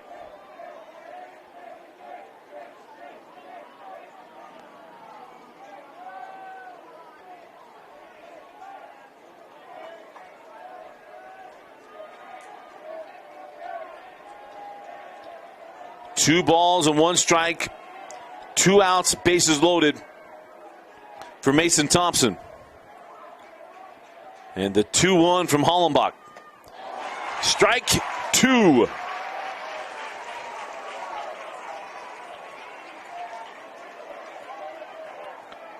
Hollenbach can get out of the inning as this game's within striking distance. The Cavemen are the home team after winning the coin toss for home before the game. The 2-2, no. Full count.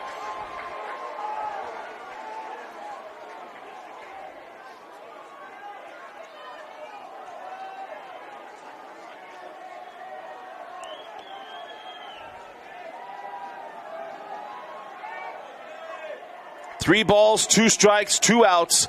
Bases loaded. Runners will go on first movement. And they go. Thompson into left field. That's going to plate 2 as the throw is offline. And it's runners on first and second as Mason Thompson comes through again. 4 RBIs in game 3.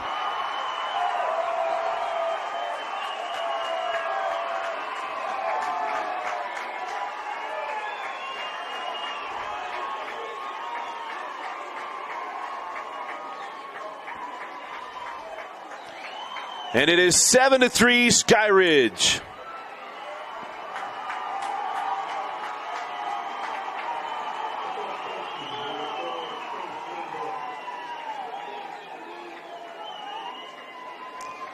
That brings up Chase Youngberg.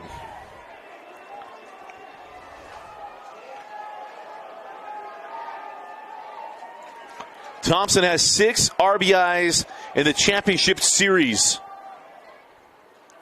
And that gets through Rojas. That's going to advance runners to second and third. Top of the order is on deck.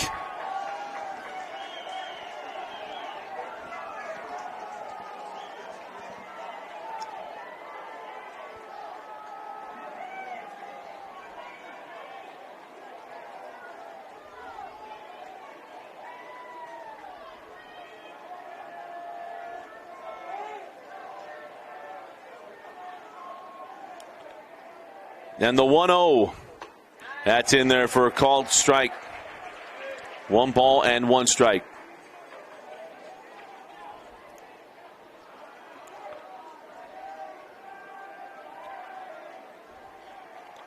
And now the 1-1.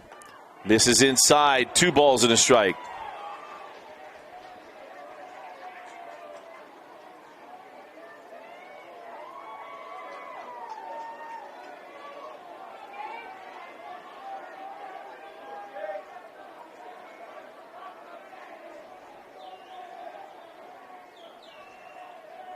And now the 2-1. Misses up. Coach Ingersoll does have another arm going in the bullpen. They got pitchers down there. Right now, you got to find the plate. Got to find the plate. Top of the order coming up next.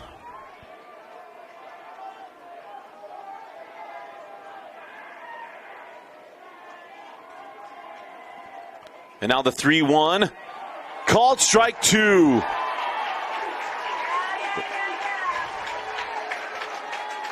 Going to be a full count.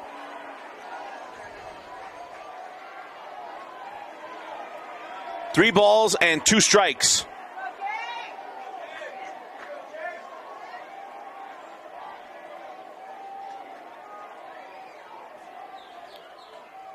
The payoff pitch spoiled down the line.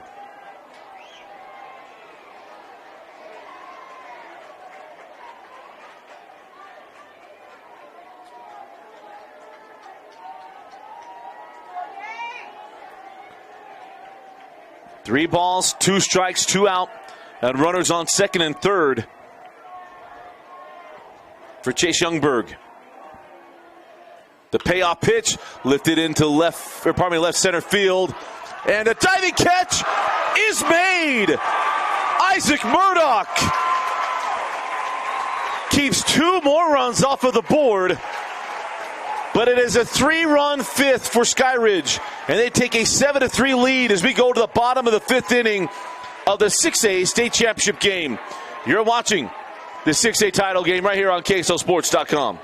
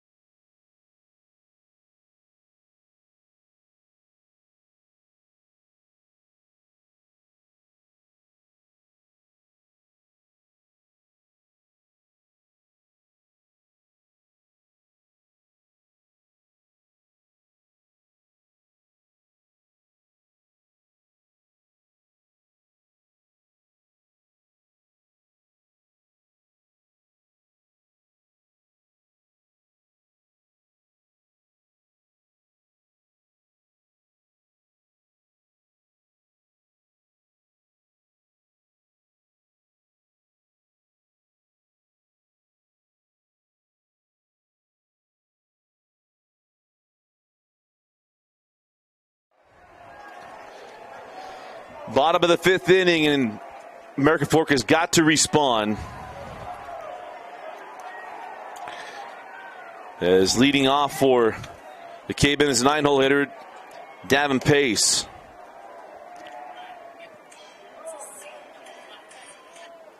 As Mason Thompson can be understandable if he's a little jacked up.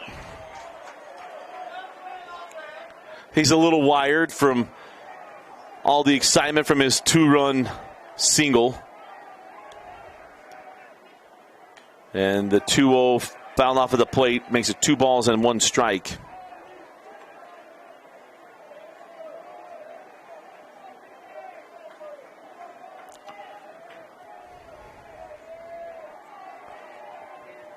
And now the 2-0 from Thompson. Breaking ball, got him. So Davin Pace is aboard as we go to the top of the order.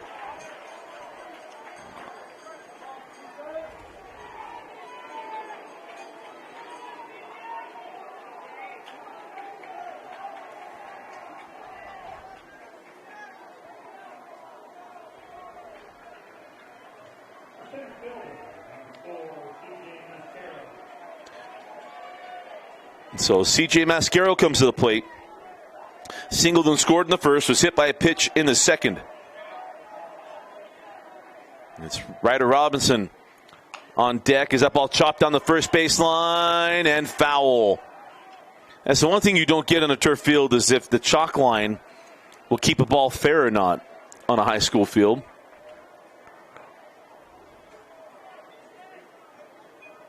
You don't get pebbles or anything.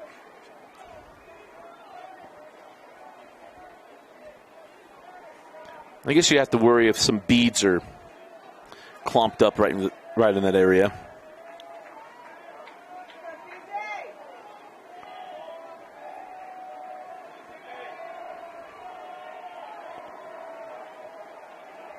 So now the 0-1 to Mascaro. And that ball's inside.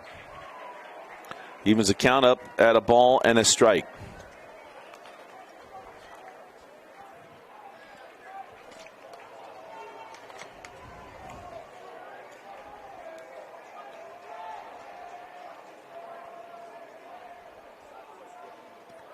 Runner goes. Johansson drops it.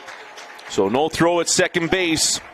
And we know he's got a good arm, does Max Johansson. He got Ryder Robinson earlier in the game.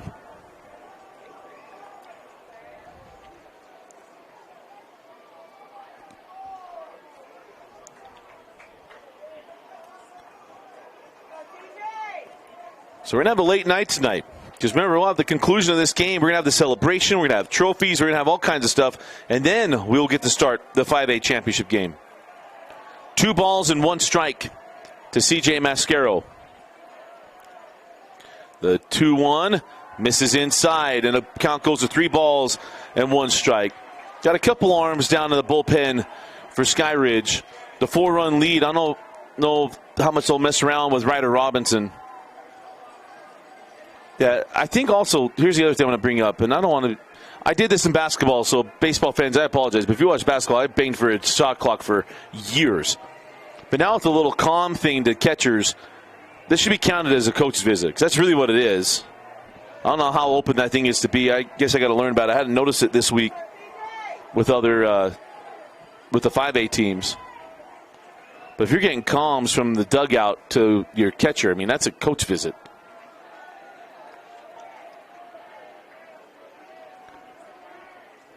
3-1. Called strike 2. Absolutely. I thought it was in there. So Mascaro got to step back in and find his way aboard. Base hit, scores a run. An out would limit the damage if Ryder Robinson were to repeat his first inning performance. And now the 3-2 to Mascaro. A slow breaking ball, chopped towards second, going to advance the runner to third. Not going to have a play at anywhere. Everybody aboard on the infield single. That is not a fielder's choice. That is a hit.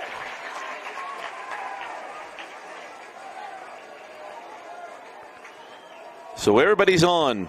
Runners on the corners for Ryder Robinson. Hit a 2-run home run in the first inning.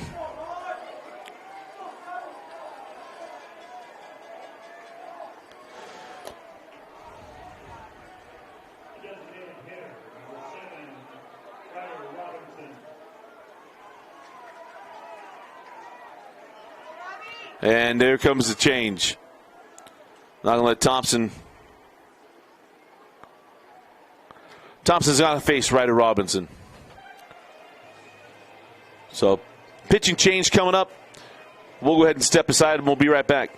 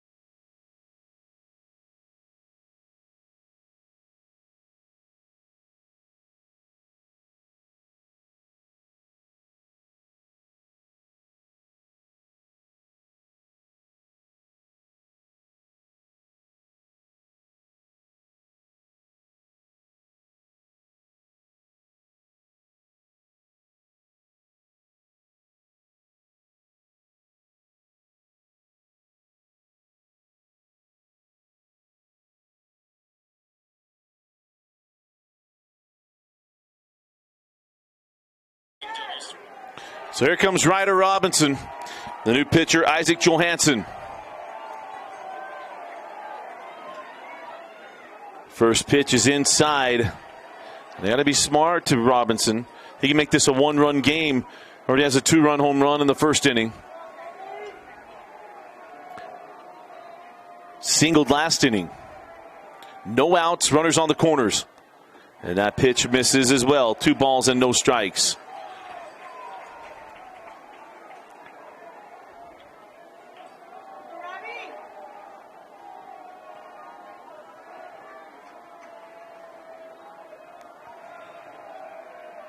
And now the 2-0.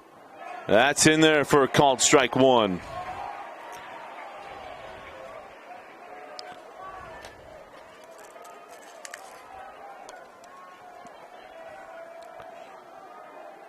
Two balls and a strike to Ryder Robinson. And that pitch is down. And it's 3 balls and a strike. Josh Rojas is on deck.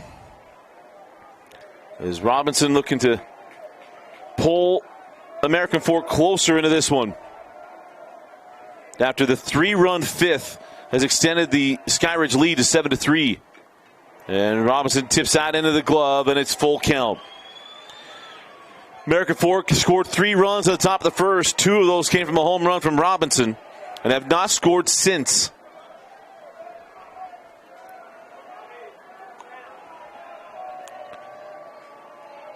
So 3 balls, 2 strikes, no outs, runners on the corners. Runner goes. Robinson gets that ball through the right side. It's going to go first to third, and a run comes in. An RBI single for Ryder Robinson, and it is 7-4 as he comes through.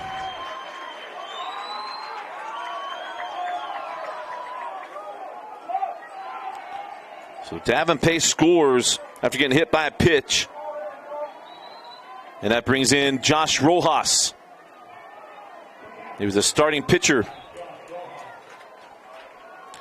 And now a catcher. And a good bat for Coach Ingersoll. So again, runners on the corners and no outs. As that pitch misses up. Rojas is 1 for 2 with the run scored. And Coach Roberts is going to come out and have a chat with Johansson.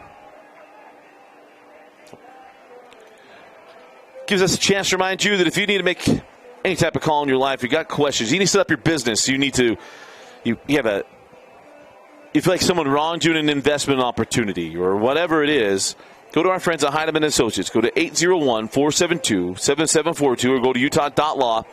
Find a law office nearest you, get a free consultation, and it's a flat rate law firm. If it's a divorce or anything, they will go through your case with you. Justin will give you a very realistic expectation for your case. And someone I trust absolutely. Known him essentially my whole life. We both grew up in little Wellington, Utah together. And one of the good guys, 801-472-7742 or utah.law.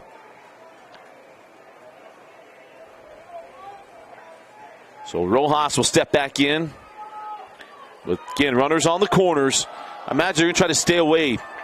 Do not want to supply power to Josh Rojas. They come inside. That ball misses. That painted the right-hander batter's box.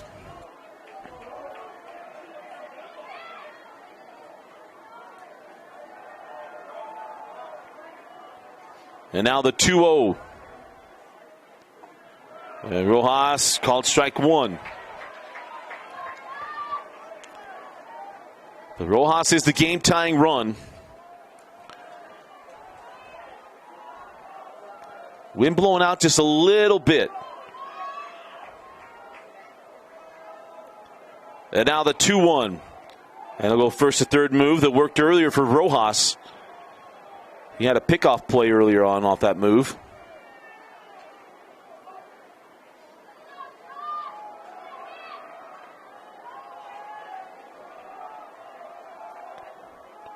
Two balls and one strike. That ball lifted into center field. Still going over is Shank. There to make the catch, and it's going to score a run. So it's a sacrifice fly, and it's a 2-run ball game. As Rojas does his job, and that was to make sure the guy from third comes home, and he was able to do it. So the sacrifice fly makes it a 2-run game. We have a runner on first base with 1 out.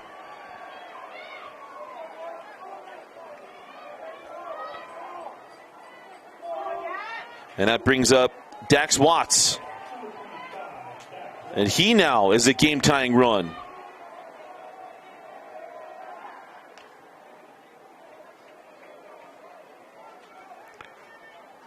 All right, Ryder Robinson on first base.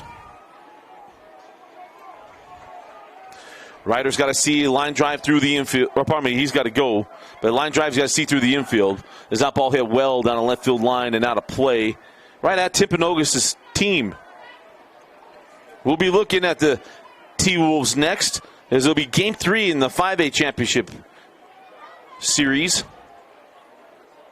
After Lehigh was able to win that game was fun, 8-7.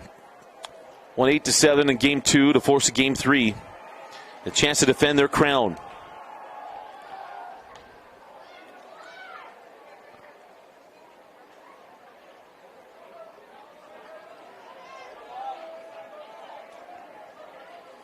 So Dax Watts today is 1 for 2. The 0-1 lifted to right field. Bauer is there and makes a catch. So Watts retired, and it keeps Robinson at first base.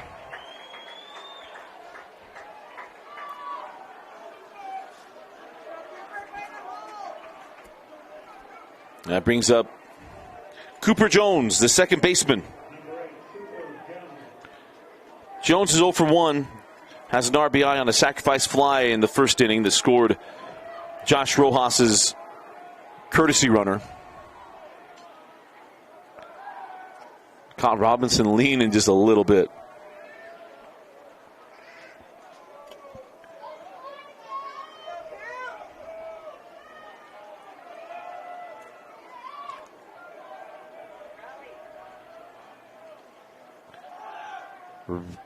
Robinson on the go. The throw, no, not there. And now his foot's on the...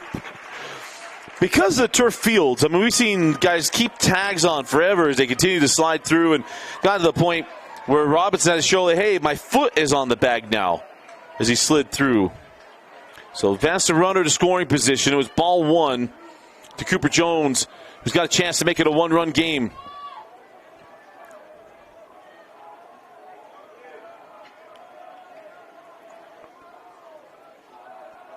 And the 1-0 pitch. He doesn't swing, but it's called strike 1.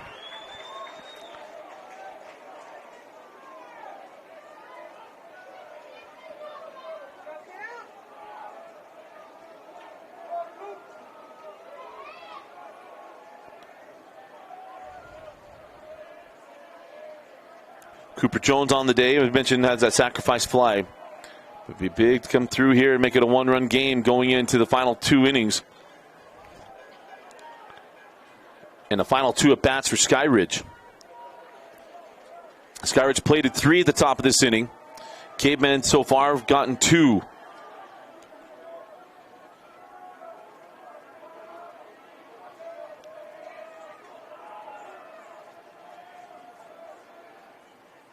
And that ball's into center field, and that is going to score. Ryder Robinson. The sophomore Cooper Jones comes through with an RBI single, and it is 7-6. And then the ball gets away, and now Jones is in scoring position. That is the 3rd time today that a throw into second base from the outfield has gotten away and advanced a runner from first to second. Both previous times have been to Josh Rojas.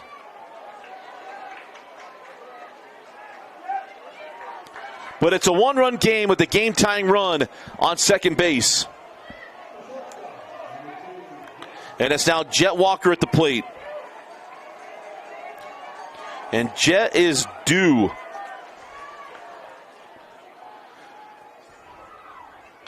And he lifts this one in shallow center field.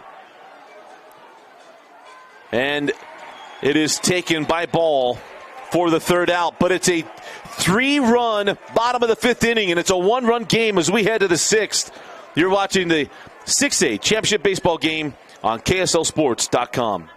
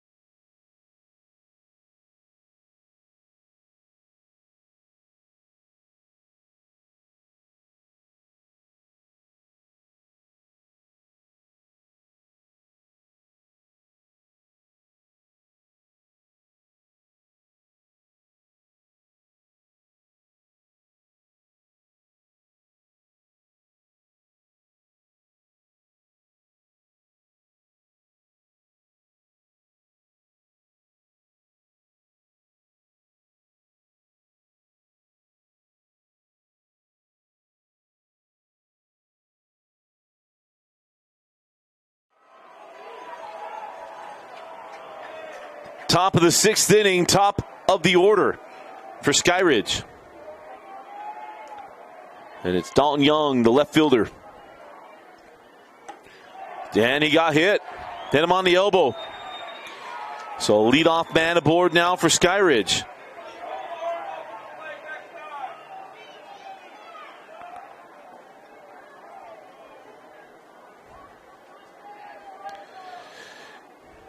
And that's American Fork is asking if he got his elbow out there. We've had 2 hit batsmen brought back this week. The one we had this morning, I still don't know what happened there. If it was a timeout or what was granted, where Josh Rojas got hit in the back. They brought him back. But we had a Timpanogos one earlier in the week where it was a breaking ball that went off a helmet, where the batter not only went down, but kind of went down and toward the plate. And the foul ball went toward the first base dugout, and the umpire immediately called it, kept him in the box, and it started a whole thing because it was bases loaded.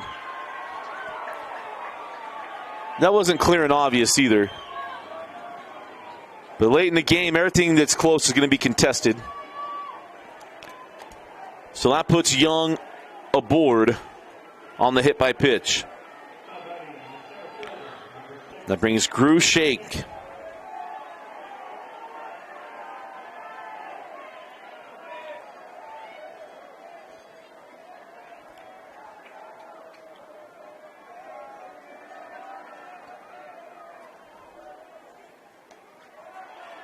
As that one misses down away from Hollenbach.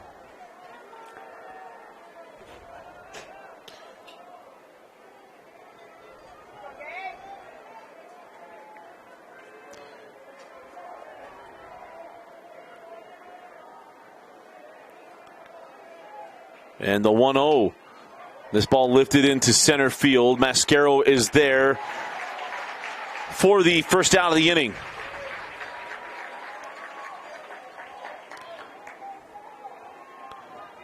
And that brings Isaac Johansson to the plate. I mean, that walk at the beginning of the inning is only the third walk issued by American Fork pitchers today. And one of them actually is only the second because Tyler Ball was an intentional walk. As Johansson lifts that one out of play. I really think that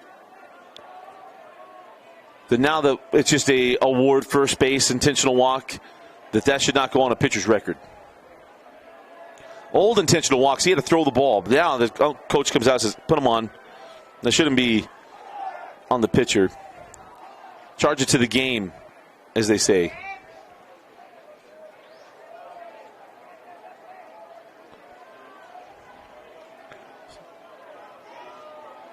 So one ball and one strike.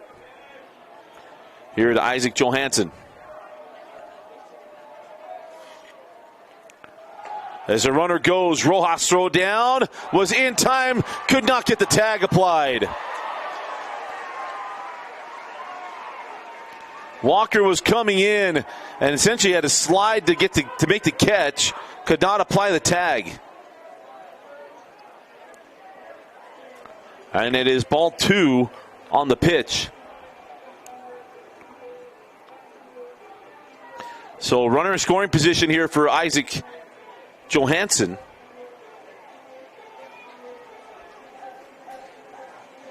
Not to be confused with former AF great Isaac Johnson.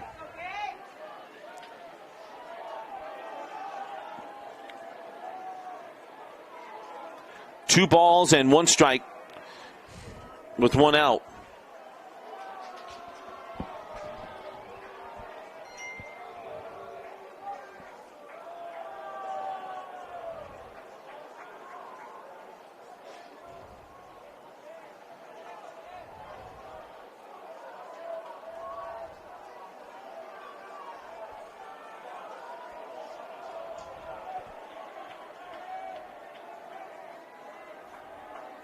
And now the 2-1.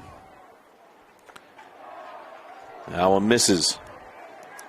We've been at the ballpark long enough today that the weather has changed dramatically. We were hot in the first game. We had a little bit of rain or a little cloud cover in the second game. We started with rain in this one, and now the sun is setting and getting some shadows out there.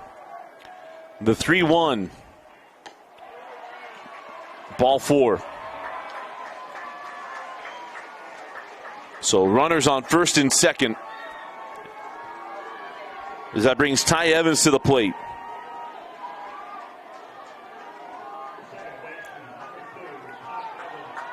One out, so the double play ball still in order for American Fork. And the base runner's got to freeze on a line drive, see it through the infield. But he can score one and get a little more insurance here. That ball lifted into right field. Davin Pace has it, and a throw to third. Yeah, not going to mess with Pace. He already has one assisted out today. Didn't make it a second. Kid's got a good arm.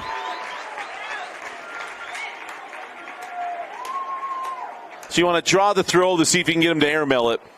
But as we mentioned, Davin Pace gunned down, was it Cam Stafford at home back in the fourth inning. That really kept Skyridge from taking a lead then.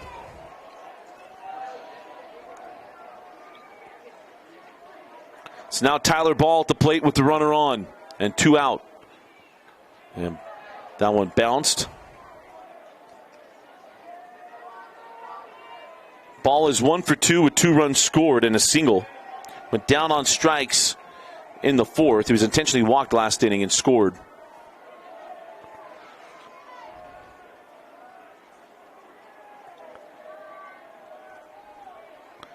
Now the 1-0 back into the screen.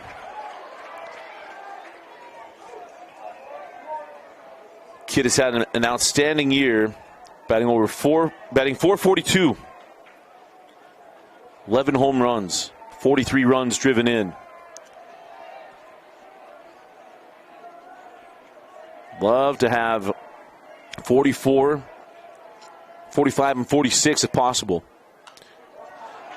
Thought he was getting a hanging breaking ball, did not. Fouls it back. 1 ball and 2 strikes with 2 outs.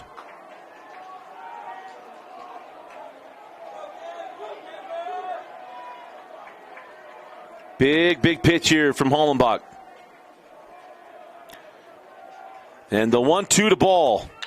Chop to the left side. Try to go short way. He's safe. Oh, he called him out.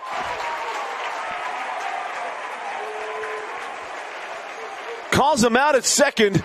And that will end the threat as we go to the bottom of the 6th inning in a 1-run game. You're watching the 6A championship.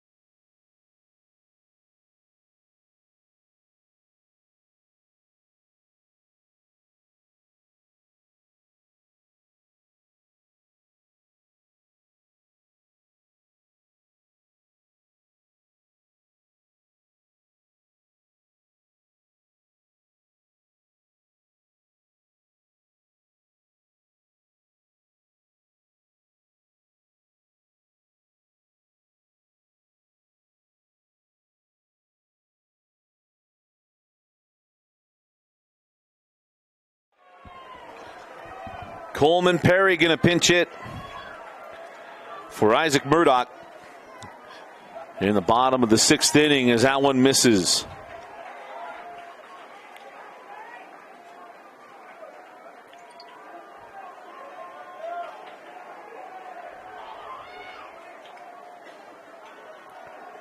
And the 1-0 hit well down the left field line, but foul. Gave a charge to the crowd. Like I said, good-sized baseball crowds, there's nothing more fun. The ball gets hit, first the excitement the ball's hit, and then it's the anticipation if it's going to get to the ground. And then it's the excitement after all that. It's hard to beat. Here's the 1-1. Let's go to the World Series, Indians versus the Cubs in 2016. That tells you, that's one of the best showings of that. When Davis hit the home run, then later the Cubs, it was just amazing. And the 2-1 in there for a called strike 2. Or more recently, Bryce Harper this last fall in the NLCS and then in Game 1 of the World Series.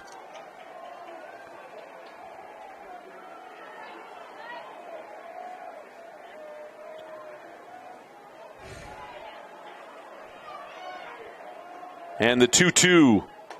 Strike 3. And Perry retired for the first out of the inning.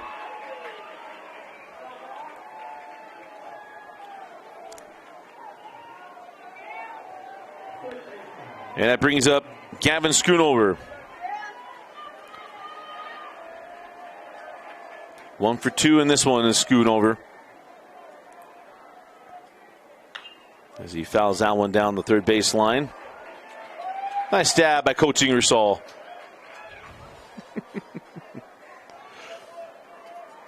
One of my favorites.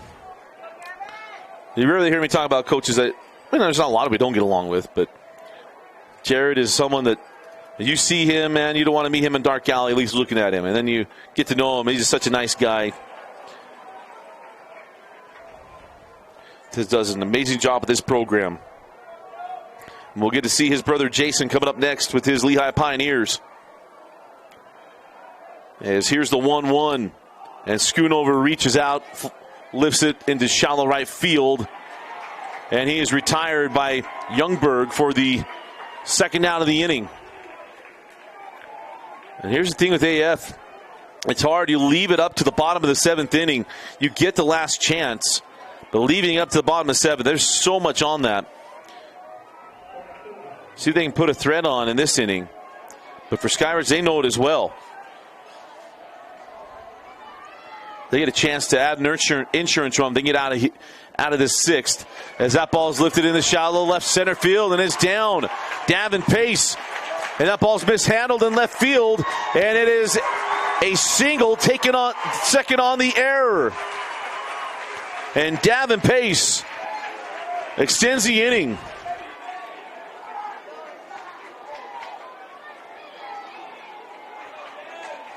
So now to the top of the order, and CJ Mascaro.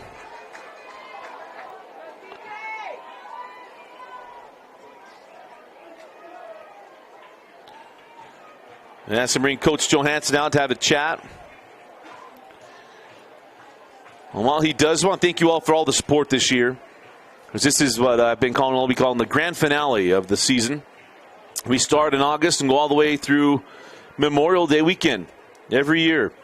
And we've gotten to enjoy so many new parents, and it's what's fun about covering high school sports is that there's always more athletes coming, and kids have been around for 3 to 4 years, and those are always hard to say goodbye to.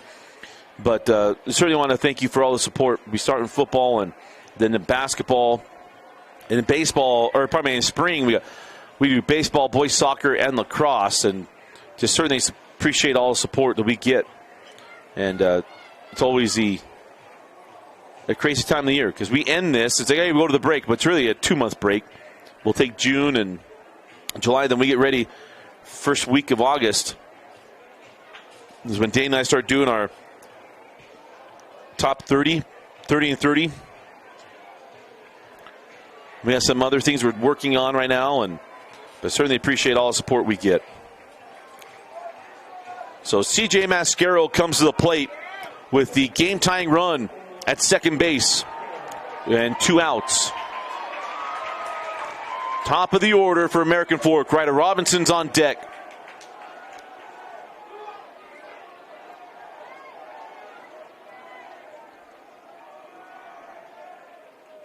Fastball swung through, strike 1.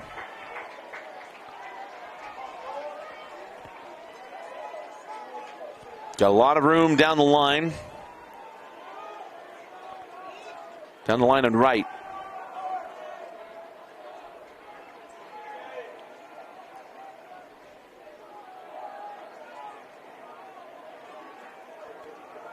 And the 0-1 from Johansson. Plunked him.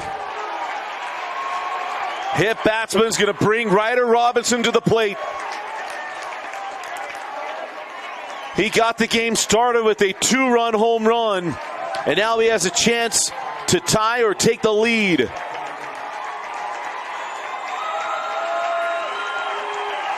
As this large crowd comes, I say to their feet, but start to make some noise.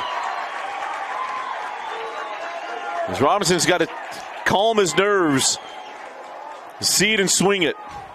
Johansson's going to try to stay off the barrel of the bat. I think he's trying to pitch him away. And they're going to intentionally walk him. Oh, never mind. Go out and talk to him. Okay. I'm saying Coach Roberts was, hey, I thought maybe they were intentionally walking, but he's telling him, hey, go out and talk to him.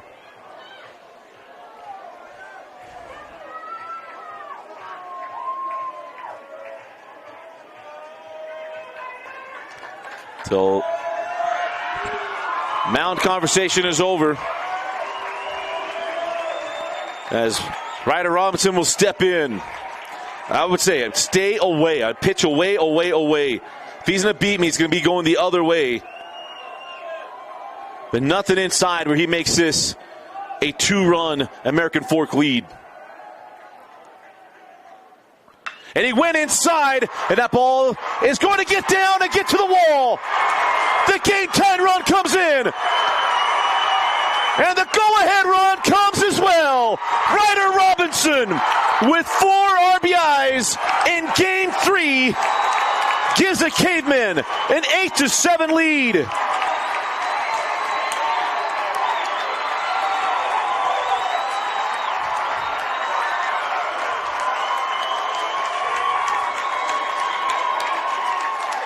Johansson missed his spot, and Ryder Robinson made him pay. You're okay. You're okay.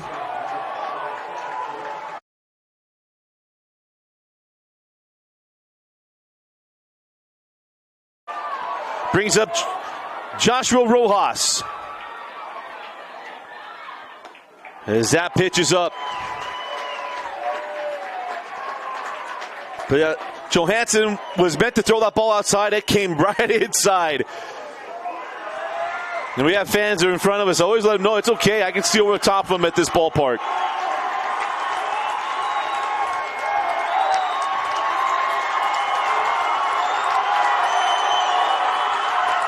As Rojas calls time, as the crowd again coming to their feet. And Johansson brothers going to try to get on the same page.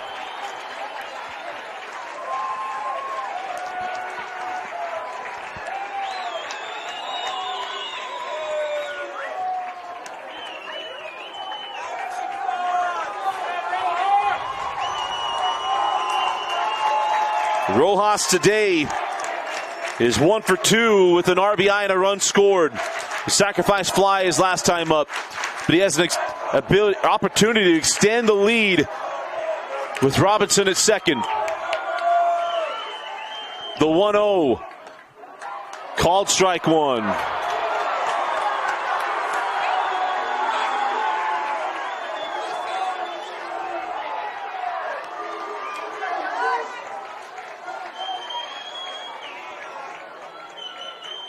Again for Johansson, I'd stay away.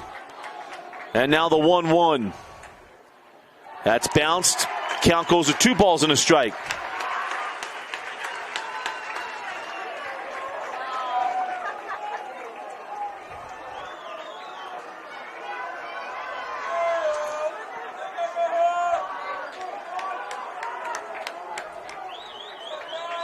Two balls and 1 strike to Rojas. And that is off the plate. 2-2.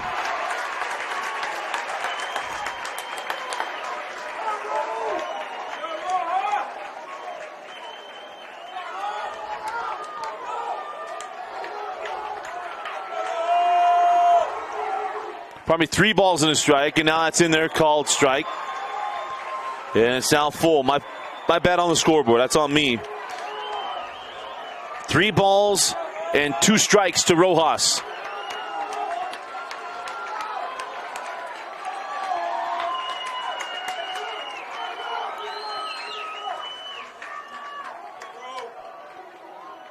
And the payoff pitch. Ball 4.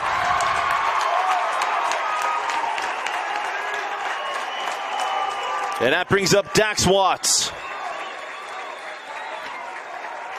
And look, the thing is, when you got hitters like Robinson, Rojas, and then Watts, is that the open base isn't the worst thing in the world.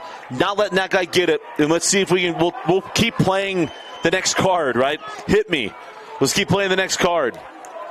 No reason to come challenge him and then get hurt. Like I said, even Robinson was meant to be outside. That pitch was called for outside. He threw it inside, and Robinson made him pay.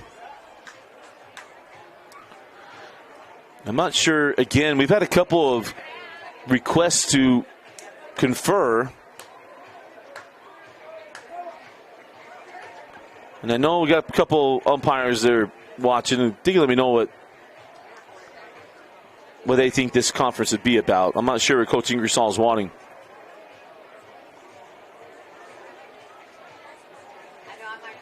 Oh, I think they're checking to see if Rojas, well, he's a catcher, so he gets a courtesy runner.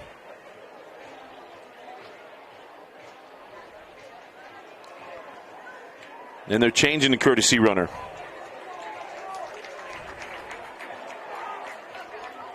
So the new courtesy runner is Taysom Howard.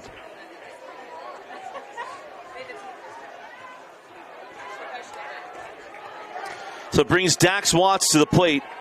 Watts is 1 for 3 this afternoon. Was 2 for 3 in game 1 with 2 doubles. Now with 2 out and 2 on, he could plate 2 with the ball to the wall.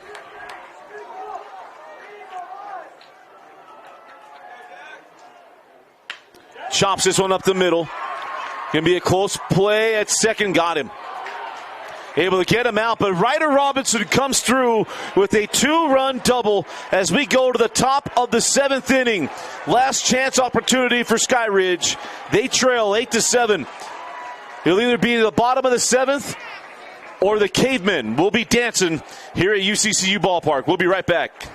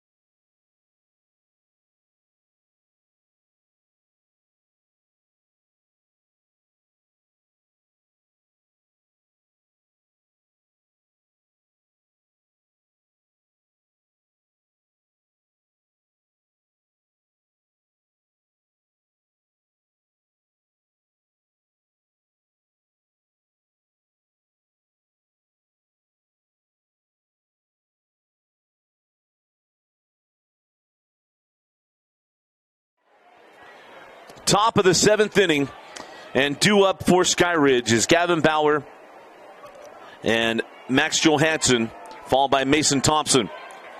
It is last chance opportunity here for Skyridge to extend their season, and for American Forks the chance to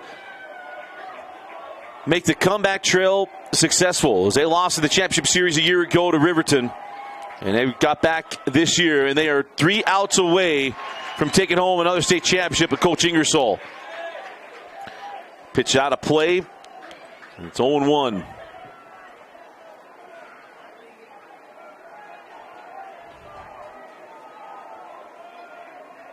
The 0-1 lifted into center field. No! What a catch! Jet Walker!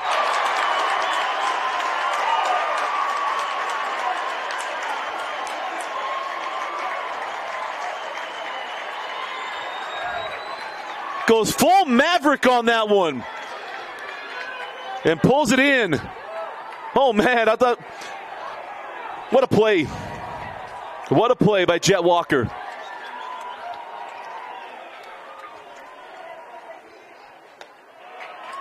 I didn't want to steal a call from Dane Stewart. He put on his anti-gravity boots and pulled that one in. I was trying to think of another fun Jet play on words. Wasn't working. And now the 1-0 to Johansson is off the plate. A ball, 2 balls and no strikes to Max Johansson, who re-enters after he was pinch hit for by Cam Stafford.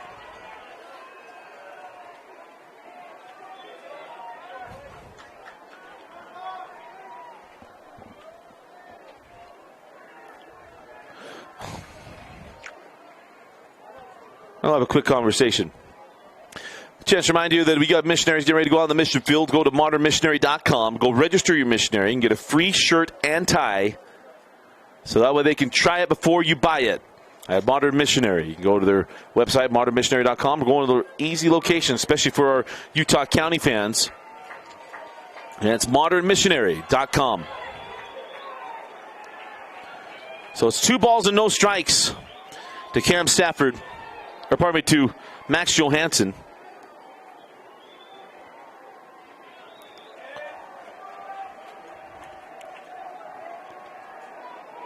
As Gallenbach's done a nice job.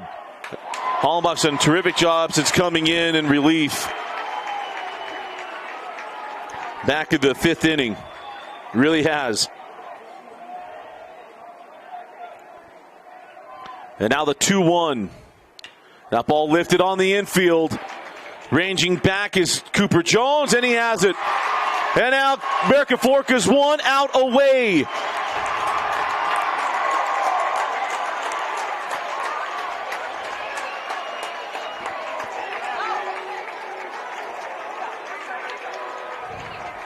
It's Mason Thompson. And Mason has been absolutely on fire. Hit a 2-run home run in the 6th inning last night. He has a 2-run double today, a single and a run scored, and a 2-run single his last time up. And he looks at strike 1. That 2-run single in the 5th inning put Skyridge up 7-3. And at that moment, he thought maybe Skyridge had just cinched up the state championship. And that was a nay-nay take. And now the 0-1 misses. And it's 1 ball and 1 strike.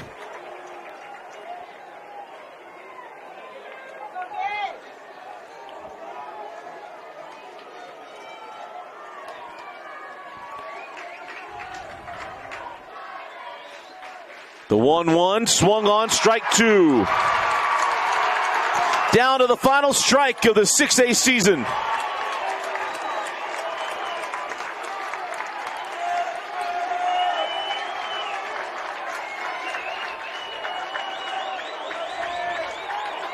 One ball, 2 strikes, 2 out, and nobody on.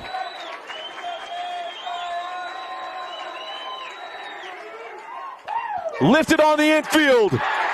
It'll be Dax Watts. And American Fork are your 2023 6A state baseball champions.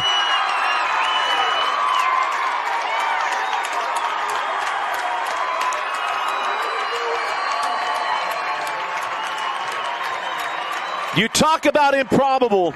They went into the state tournament on a 6-game losing streak. They got swept by Skyridge, swept by Corner Canyon, drew Corner Canyon into playoffs, beat them in 2 games. Get to the bracket play. They lose on Wednesday to Riverton. They lose to Riverton, win a game, got to beat Riverton twice, and they do it. Get to the state championship series against Skyridge, got to beat them twice. Lose a game where they were up 6-1 last night. Lose 7-6. Come back today. Win 4-1 in the morning. The Dax Watts gets the win. Today, they go up 3-0. Fall behind 7-3 in the 5th inning. Score 5 runs between the 5th and the 6th to win the state championship 8-7. And for Coach Jared Ingersoll, this is his 5th state championship, 4 UHSAA state championships, and of course the last chance tournament championship, which they've got up in their gym in 2020. Absolutely outstanding job by this team and this coaching staff. And now to Skyridge. This is a team that has been at the top of 6A from the beginning of the year. They were the number 1 seeded team coming into the state tournament. We feel absolutely heartbroken for Ike Pickle, who got hurt on Thursday night. A leg injury, unable to go in this series. Coach Ryan Roberts, one of the most respected coaches in the state of Utah. And someone that is so much fun to get to know. Great man. And his kids love playing for him. And when Ike goes down, you wonder what's this going to look like. And last night, Ball, who very well still could be Mr. Baseball, hits the 3-run home run to give them the 7-6 win last evening. And coming in today, had to feel good with 2 games in their pocket of where this would go. And then to be up in Game 3, to be up 7-3 in the top of the 5th inning. Had to feel like, all right, we got a chance. This thing could happen. And for where it went today, I mean, again, it's hard to lose these games. Been there. So everyone says there's nothing to hang your head over. There really isn't. But what they accomplished this year, so close to bringing home a state title. But this is a terrific team, a terrific year. And certainly your hearts go out when you lose one of your best players. For it not to culminate in the way they wanted it to is heartbreaking. But this evening and today is about the American Fork Cavemen, bringing home another state championship. And as I mentioned, the 4th UHSAA state championship for Coach Jared Ingersoll. 2012, 2016, 2021, and now 2023.